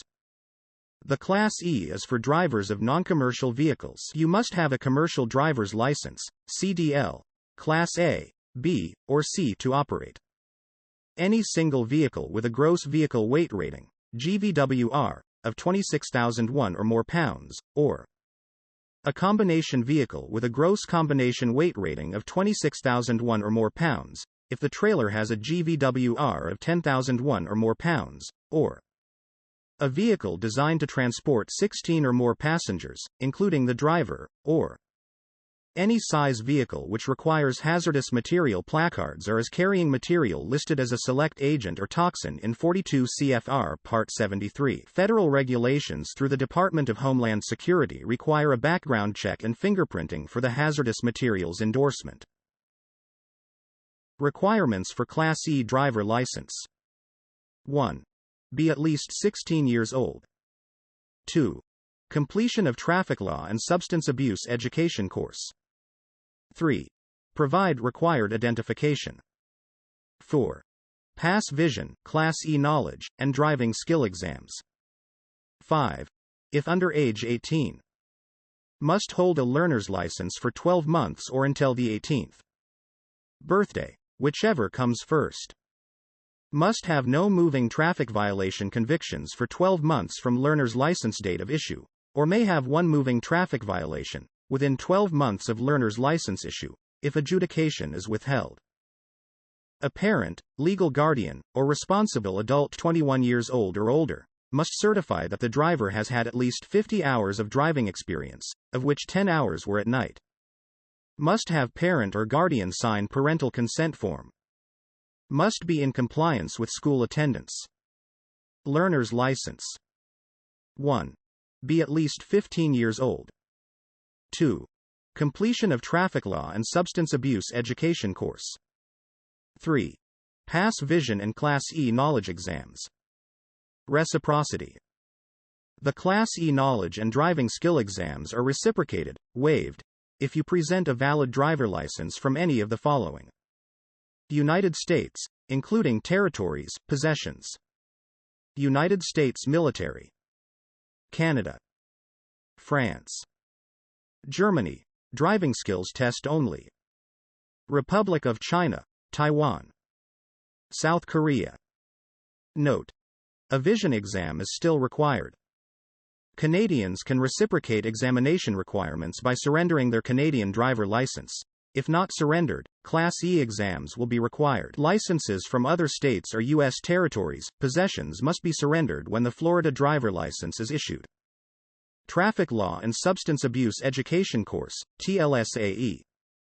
You must complete a TLSAE course if you have never held, or do not have in your possession, a driver license in any state, country, or jurisdiction and are applying for a learner's or driver license. Parental consent for minors. If you are under age 18 and are not married, you must have your parent or legal guardian sign your license.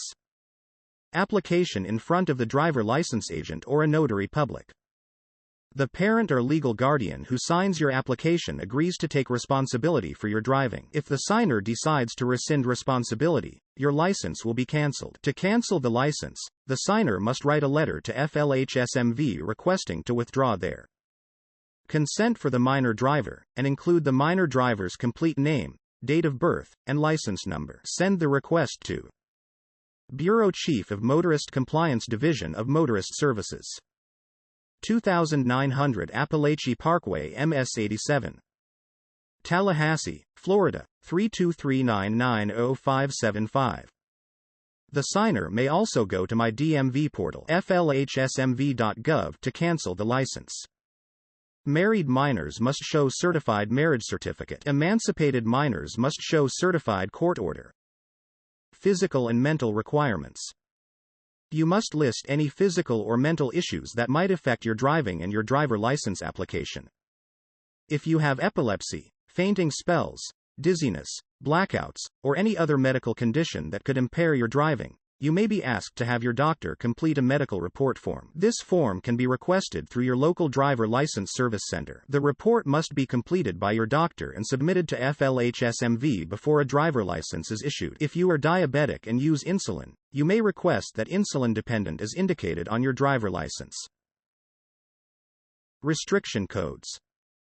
If you have a restriction in your license and do not comply with the requirements, you could receive a citation and have your license suspended. Note: the complete list of the restriction codes has been omitted from the audio version of the handbook. Please refer to the printed version of the handbook. You can locate it on the official DMV website or on driving-tests.org. ID card requirements. All applicants for a Florida driver license or ID card must present: Step 1. Primary identification. Step 2. Proof of Social Security number, which can be a military ID, and Step 3. 2 documents that show your Florida residential address. All documents must be original or certified. Photocopies or notarized copies will not be accepted. If your name has changed since the issuance of the primary identification, you will need to present a name change document such as a marriage certificate, court order, or divorce decree to link the names between the primary identification and the name that will be used on the driver license or ID card. Please visit flhsmv.gov/whatobering to obtain a personalized list of requirements. Step 1. Primary identification. U.S. citizens must provide one of the following original or certified documents: certified U.S. birth certificate, including territories in the District of Columbia. The birth certificate must be issued by a government agency. Hospital birth certificates will not be accepted. Valid U.S. passport or passport card. Consular report of birth abroad. Certificate of naturalization. Certificate of citizenship. Immigrants must provide one of the following original or certified documents: valid alien registration receipt card, green card, Form I-151 or I-551, or permanent resident card. I-551 stamp in a valid passport with a valid U.S. visa affixed or on an approved I-94. Immigration judge's order, with the customer's a number, granting asylum. I-797, with the customer's a number, stating the customer has been granted asylum.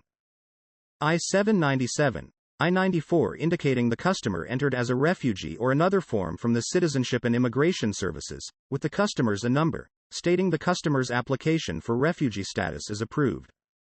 Canadian citizens must provide one of the following original or certified documents. Valid Canadian passport. Original or certified Canadian birth certificate. Canadian naturalization certificate. Canadian certificate of citizenship. Non-immigrants must provide one of the following original documents. Valid employment authorization card issued by the USCIS, Form I-688B or I-766. Proof of non-immigrant classification provided by USCIS or U.S. Customs and Border Protection, Form I-94, not expired, with required supporting attachments. I-94s must be accompanied by a valid passport with a valid U.S. visa affixed. Certain classifications require additional documentation. Some examples are: F1 and M1 classification must also be accompanied by an I-20. J1 or J2 designation must be accompanied by a DS-2019. Refugee, asylee, and parolee classifications must be accompanied by additional documentation, for example, I-94 with picture affixed. The following documents will only be accepted with a supporting document, including but not limited to a passport, Florida driver license or ID card, driver license from any other state, employment authorization card, employer identification from home country, identification from school or college, Social Security card or other Citizenship and Immigration Services document, including I-571 travel document, refugee travel permit, I-512 parole letter accepted, IJO asylum or cancellation of removal immigration judge's order granting asylum or cancellation of removal. Immigrants, Canadian citizens, and other non-immigrants applying for a Florida driver license may be issued a 60-day temporary driving permit without a photo. Non-U.S. citizens applying for an original ID card will be issued a receipt. FLHSMV will review the identification documents provided and electronically verify their validity with the Department of Homeland Security, Florida Department of Law Enforcement, and the Federal Bureau of Investigation. If your identity and legal presence is verified, you will be issued a driver license or ID card at the issuance office. If proof of identity, legal presence does not verify, the transaction will require secondary verification. If the secondary proof of identity, legal presence verifies, the driver license or ID card will be mailed to you. If the secondary verification does not verify, the driver license or ID card issuance will be denied. Immigrants and non-immigrants can contact USCIS for more information about obtaining identification, legal presence documents. Step 2. Social Security number or secondary identification. Florida law requires the collection of your Social Security number. We will electronically verify the information you provide with the Social Security Administration. All applicants for a driver license or ID card must present one of the following original or certified documents. Social Security card. W-2 form. Paycheck containing your complete Social Security number. 1099 form, pre-printed by issuer. Military ID. The name on your Social Security document must match the name that you wish to have on your driver license or ID card. If you recently changed your name, you must update your records with the Social Security Administration first. If you have never been issued a Social Security number and you are a U.S. citizen or immigrant, you must provide one of the secondary documents listed below. All non-immigrants must provide one of the following secondary documents. A driver license from the District of Columbia, U.S. Territories, or one of our 50 states. An ID card from the District of Columbia, U.S. Territories, or one of our 50 states. United States military or military-dependent ID card. School record stating date of birth that must contain the registrar's signature. Transcript of the birth record filed with a public officer charged with the duty of recording certificates. An insurance policy on the customer's life that has been in force for at least 2 years and that has the month, day, and year of birth. Florida driver license record or ID card record. Selective service registration, draft card. Receipt copy of your last Florida driver license issuance. Immigration Form I-571.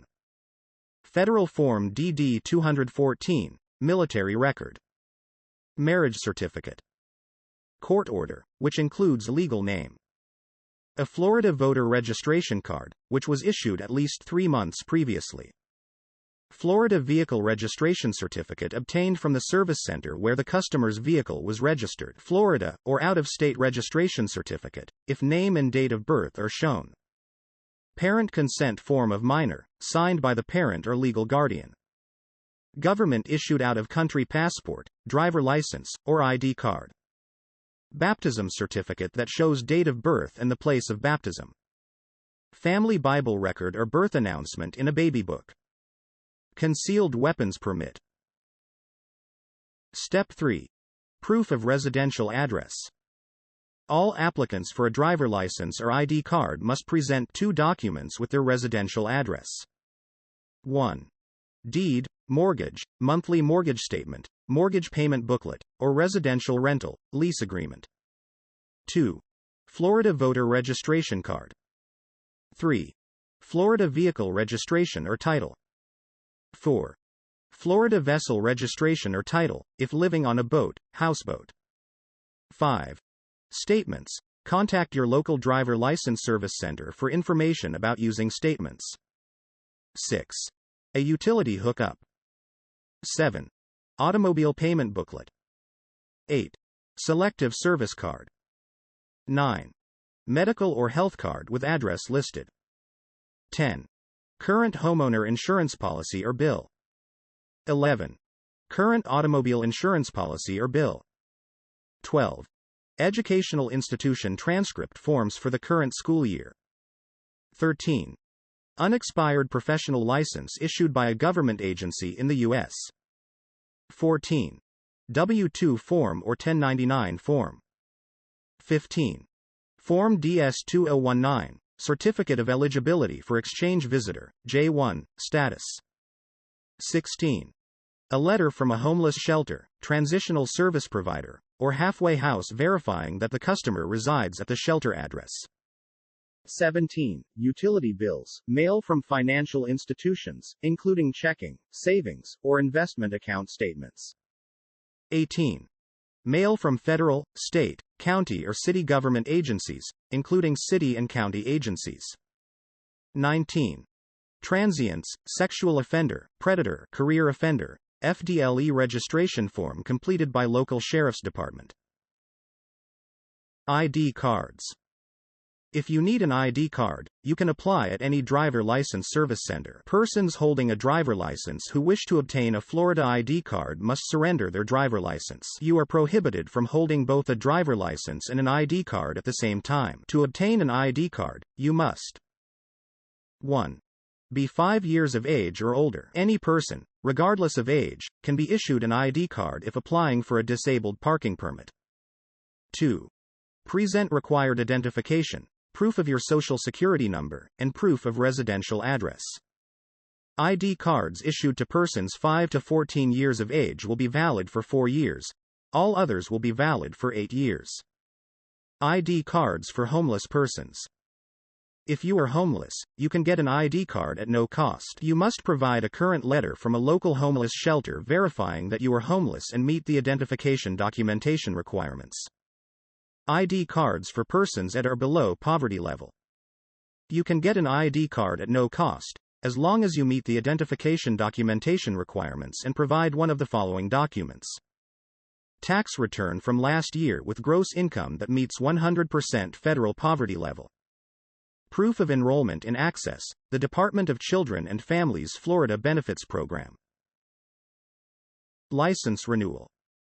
Class E driver licenses are valid for 6 to 8 years. Expiration dates may vary for driver license renewals issued to non-immigrants. Your driver license may not be renewed if you are not eligible to receive a driver license. You did not answer a summons which involved a traffic violation. Your driver license is suspended, revoked, or canceled. You do not present the required documentation. Renewal issuance requirements. 1. Present your old driver license. 2. Pass a vision exam. 3. If you have changed your address, you will need to provide 2 approved proof of address documents with your new address. 4. If your name has changed, you will need to provide the approved documents establishing your new name. Primary identification, proof of social security number, and 2 proofs of residential address, pages 73 to 76, are required if you have not been issued a Florida driver license or ID card in a field office since January 1, 2010. Any non-immigrant holding a driver license or ID card who needs a renewal or replacement driver license or ID card must apply in person. Renewing online. If you are a U.S. citizen or immigrant, you can renew your driver license online at mydmvportal.flhsmv.gov. You are not eligible for online renewal if your previous renewal was by phone, mail, or online. You are not a U.S. citizen or permanent resident. Your driving privilege is suspended, revoked, or canceled and you want an ID card. After your request is processed, you will receive a 6 or 8-year license. Florida law requires that you destroy your old driver license after receiving the new driver license. Application for renewal received after the license expiration date, midnight of your birthday, requires a $15 late fee. Drivers 80 years old and older. All drivers who are 80 years of age or older and who are in the process of renewing their driver license are required to pass a vision exam. The exam may be administered at a driver license service center at no additional charge or by your Florida licensed healthcare practitioner, such as your medical doctor or optometrist. A vision examination report must be completed and submitted to FLHSMV if your vision test is administered by your doctor. See Form HSMV 72119. Once it is filed, you will then be able to renew online or by mail. Should you elect to have your vision exam at a local driver license service center, please schedule an appointment so that we can serve you more efficiently. Upon passing the vision exam, you can complete the renewal process. However, if a problem is detected, you will be referred to your eye doctor for follow-up prior to being able to renew. Driver license, ID card replacement. If your driver license or ID card is lost or stolen, apply for a replacement immediately. A replacement can be obtained at a driver license service center or online at MyDMV portal, flhsmv.gov. If the card was stolen and you provide a copy of the police report, in person, the replacement fee is waived as long as you are not making any changes to the card, otherwise there is a replacement fee. Replacement requirements. Primary identification, proof of social security number, and 2 proofs of residential address are required if you have not been issued a Florida driver license or ID card in a field office since January 1, 2010. If you have changed your address, you will need to provide 2 approved proof of address documents.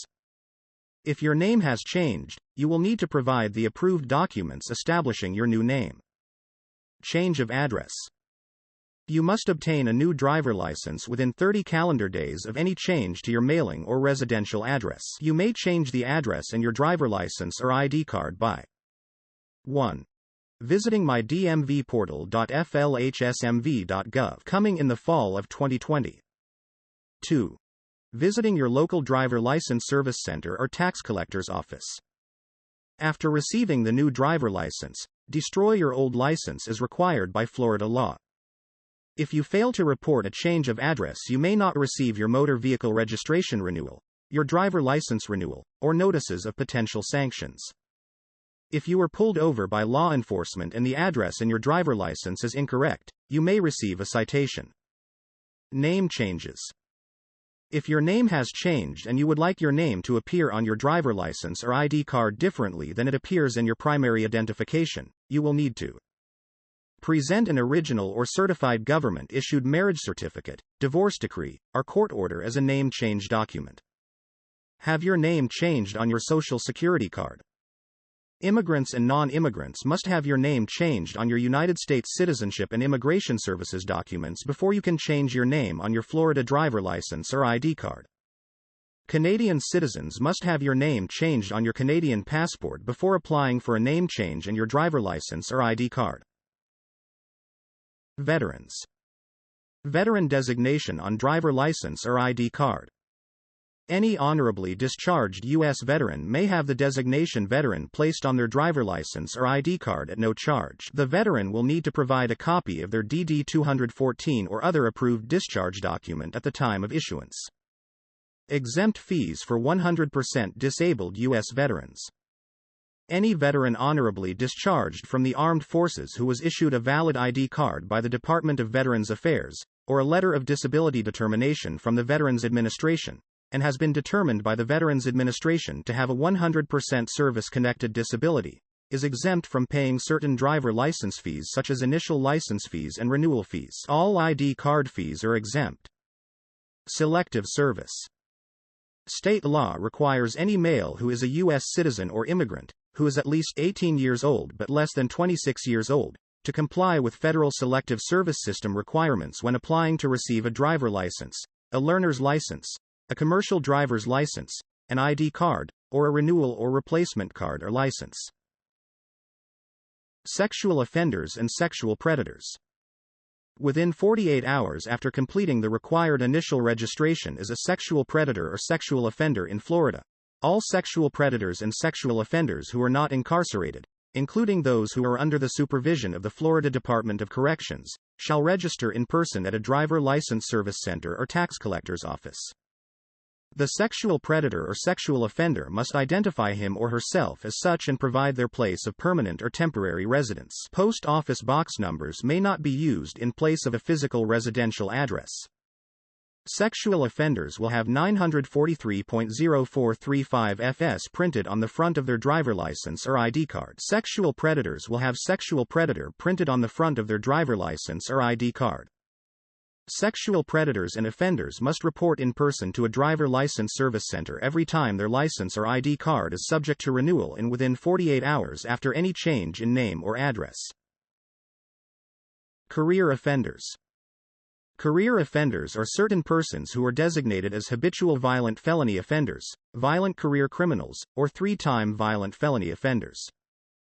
Within 2 working days after completing the required registration as a career offender in Florida, all career offenders who are not incarcerated, including those who are under the supervision of the Florida Department of Corrections, shall register in person at the Driver License Service Center. Career offenders must report in person to the Driver License Service Center every time their driver license or ID card is subject to renewal and within 2 working days after any change in name or address. Emergency contact information. If you have a Florida driver license or ID card, register your emergency contact information at the FLHSMV website flhsmv.gov. This provides law enforcement with an immediate contact in case you are involved in a crash or emergency. Section 11. Driving school providers. Traffic Law Substance Abuse Education, TLSAE, course. If you have never held, or do not have in your possession, a driver license in any state, country, or jurisdiction, you must complete a traffic law and substance abuse education course before applying for a driver license in the state of Florida. The driver education courses offered by some county school boards may substitute for this requirement. Please contact your local school board for further information. If you are under 21 years old and receive a notice of suspension for driving with a BAL of .02 to .05, you must complete a traffic law and substance abuse education course in order to reinstate your driver license on a hardship basis. Third-party driver license exams.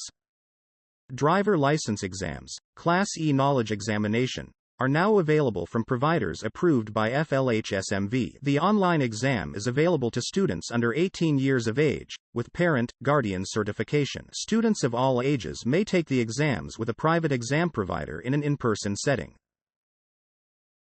Basic Driver Improvement, BDI, course. You must complete a Basic Driver Improvement course, Traffic Collision Avoidance course, if you want to retain your driver license in the following circumstances. You were a driver in a crash and are found at fault and someone was transported to the hospital. You had 2 crashes in a 2-year period, which resulted in property damage greater than $500. You were convicted of running a red light, passing a school bus when it displayed a stopped signal, racing on the highway, reckless driving, If you receive a ticket for a non-criminal moving violation, and you do not hold a CDL, you may elect to attend a basic driver improvement course in lieu of points and your driving record. You may not elect to attend if you were charged with exceeding the speed limit by more than 30 miles per hour. An individual who elects to attend a basic driver improvement course for a non-criminal traffic citation will receive an 18% reduction toward the civil penalty. In some cases, you may choose to attend a course to receive insurance discounts. This discount is solely at the discretion of your insurance company. If, as a result of a moving violation, you elect to attend and complete a basic driver improvement course, you will receive the following benefits. 1.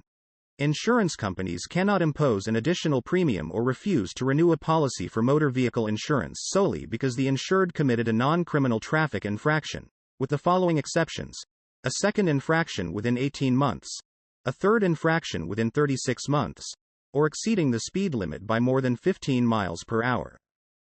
2.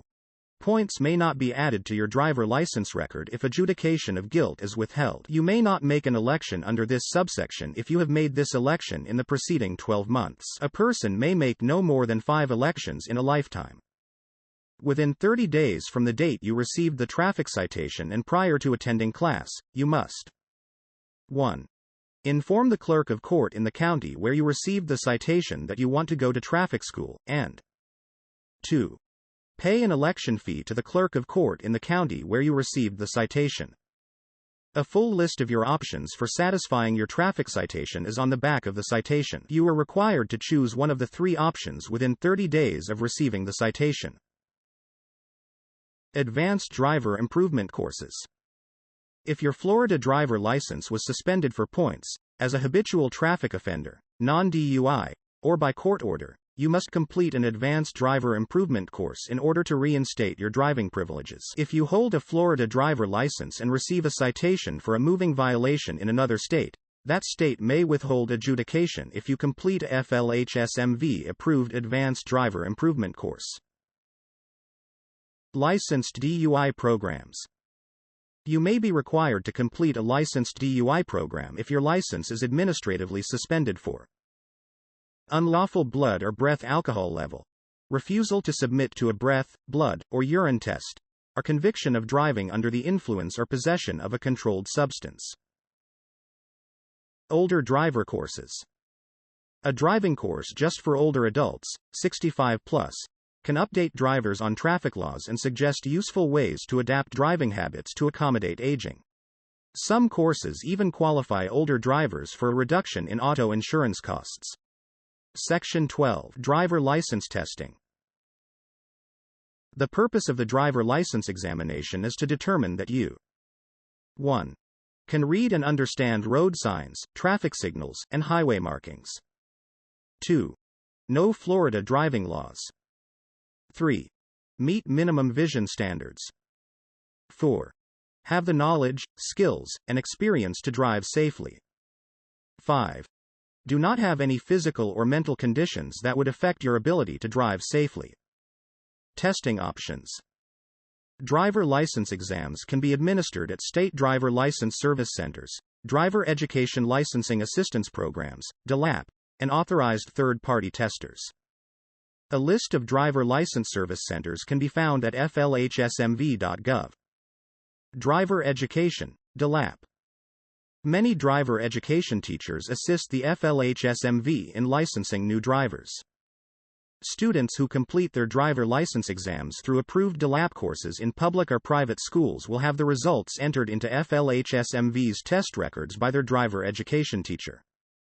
The exam results will be used for issuance of a learner's driver license or driver license. However, the Driver License Service Center may test any student again on a random basis before issuing a driver license. Third-party testing.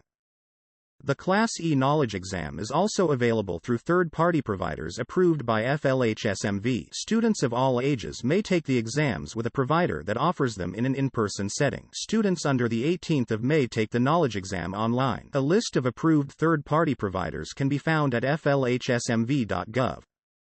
License examinations. Persons applying for an original Florida driver license are required to take the following exams. Vision and hearing screening. Class E knowledge exam. Driving skills test. Vision.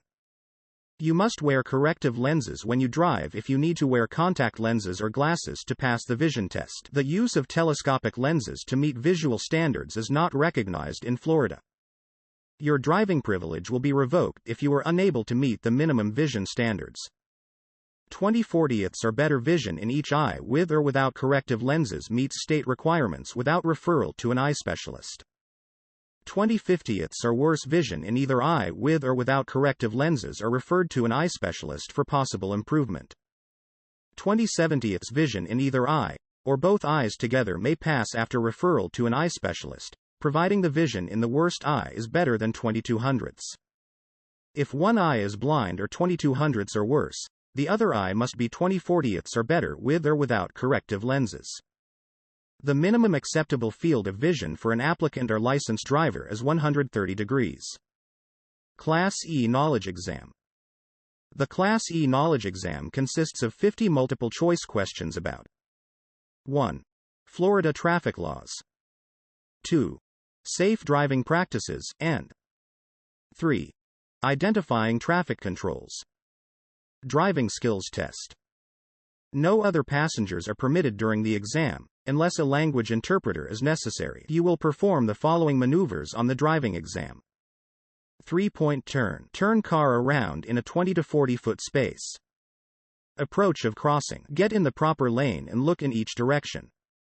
Observe right of way. Allow pedestrians to cross, pull over and stop for emergency vehicles, and don't enter an intersection where you will interfere with other traffic. Straight in parking. When properly parked, the vehicle should be centered inside the space with no part of the vehicle extending out in the traffic lane.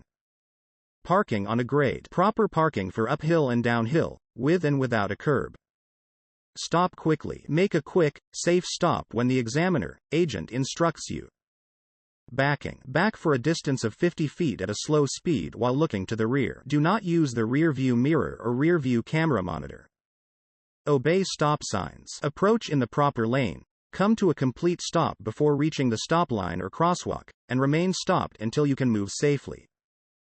Obey traffic signals. Get into the proper lane and approach the light at a speed that will allow you to stop if the light should change. When the light turns green, do not move forward until the other traffic has cleared the intersection. Signal and turn. Get into the proper lane and signal your turn for the last 100 feet. You may use either hand signals or mechanical signals. Passing. Always look ahead and behind to make sure you can pass safely. Stay in proper lane. Drive in the right lane except on a one-way street. Do not change lanes until you may do so safely. Follow at a safe distance. Do not follow too closely behind other cars. Keep a minimum following distance of 3 to 4 seconds. Use proper posture. Keep both hands on the steering wheel and do not rest your elbow in the window.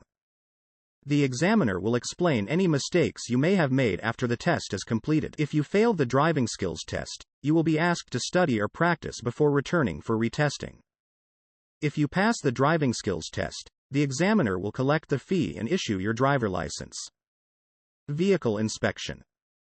You must provide a vehicle, with a valid license plate and insurance, for the driving skills test. Your vehicle will be inspected to determine that it is safe for a driving test. The driving skills test will not be given if the examiner finds horn, rear view mirror, directional signals, steering wheel, brakes, tires, brake lights, or tail lights are defective or inoperable. No windshield wipers on the driver's side. No operable headlights when visibility is reduced. Cracked or broken glass that hinders visibility. Expired tag. The vehicle doesn't have doors. Front doors don't open from the inside and outside. Vehicle does not have stationary seats. Vehicle does not permit the driver to give hand signals when required. Jeep-type vehicles without framed canvas or metal doors held by hinges and door latch. Doesn't meet bumper height requirements. A low-speed vehicle.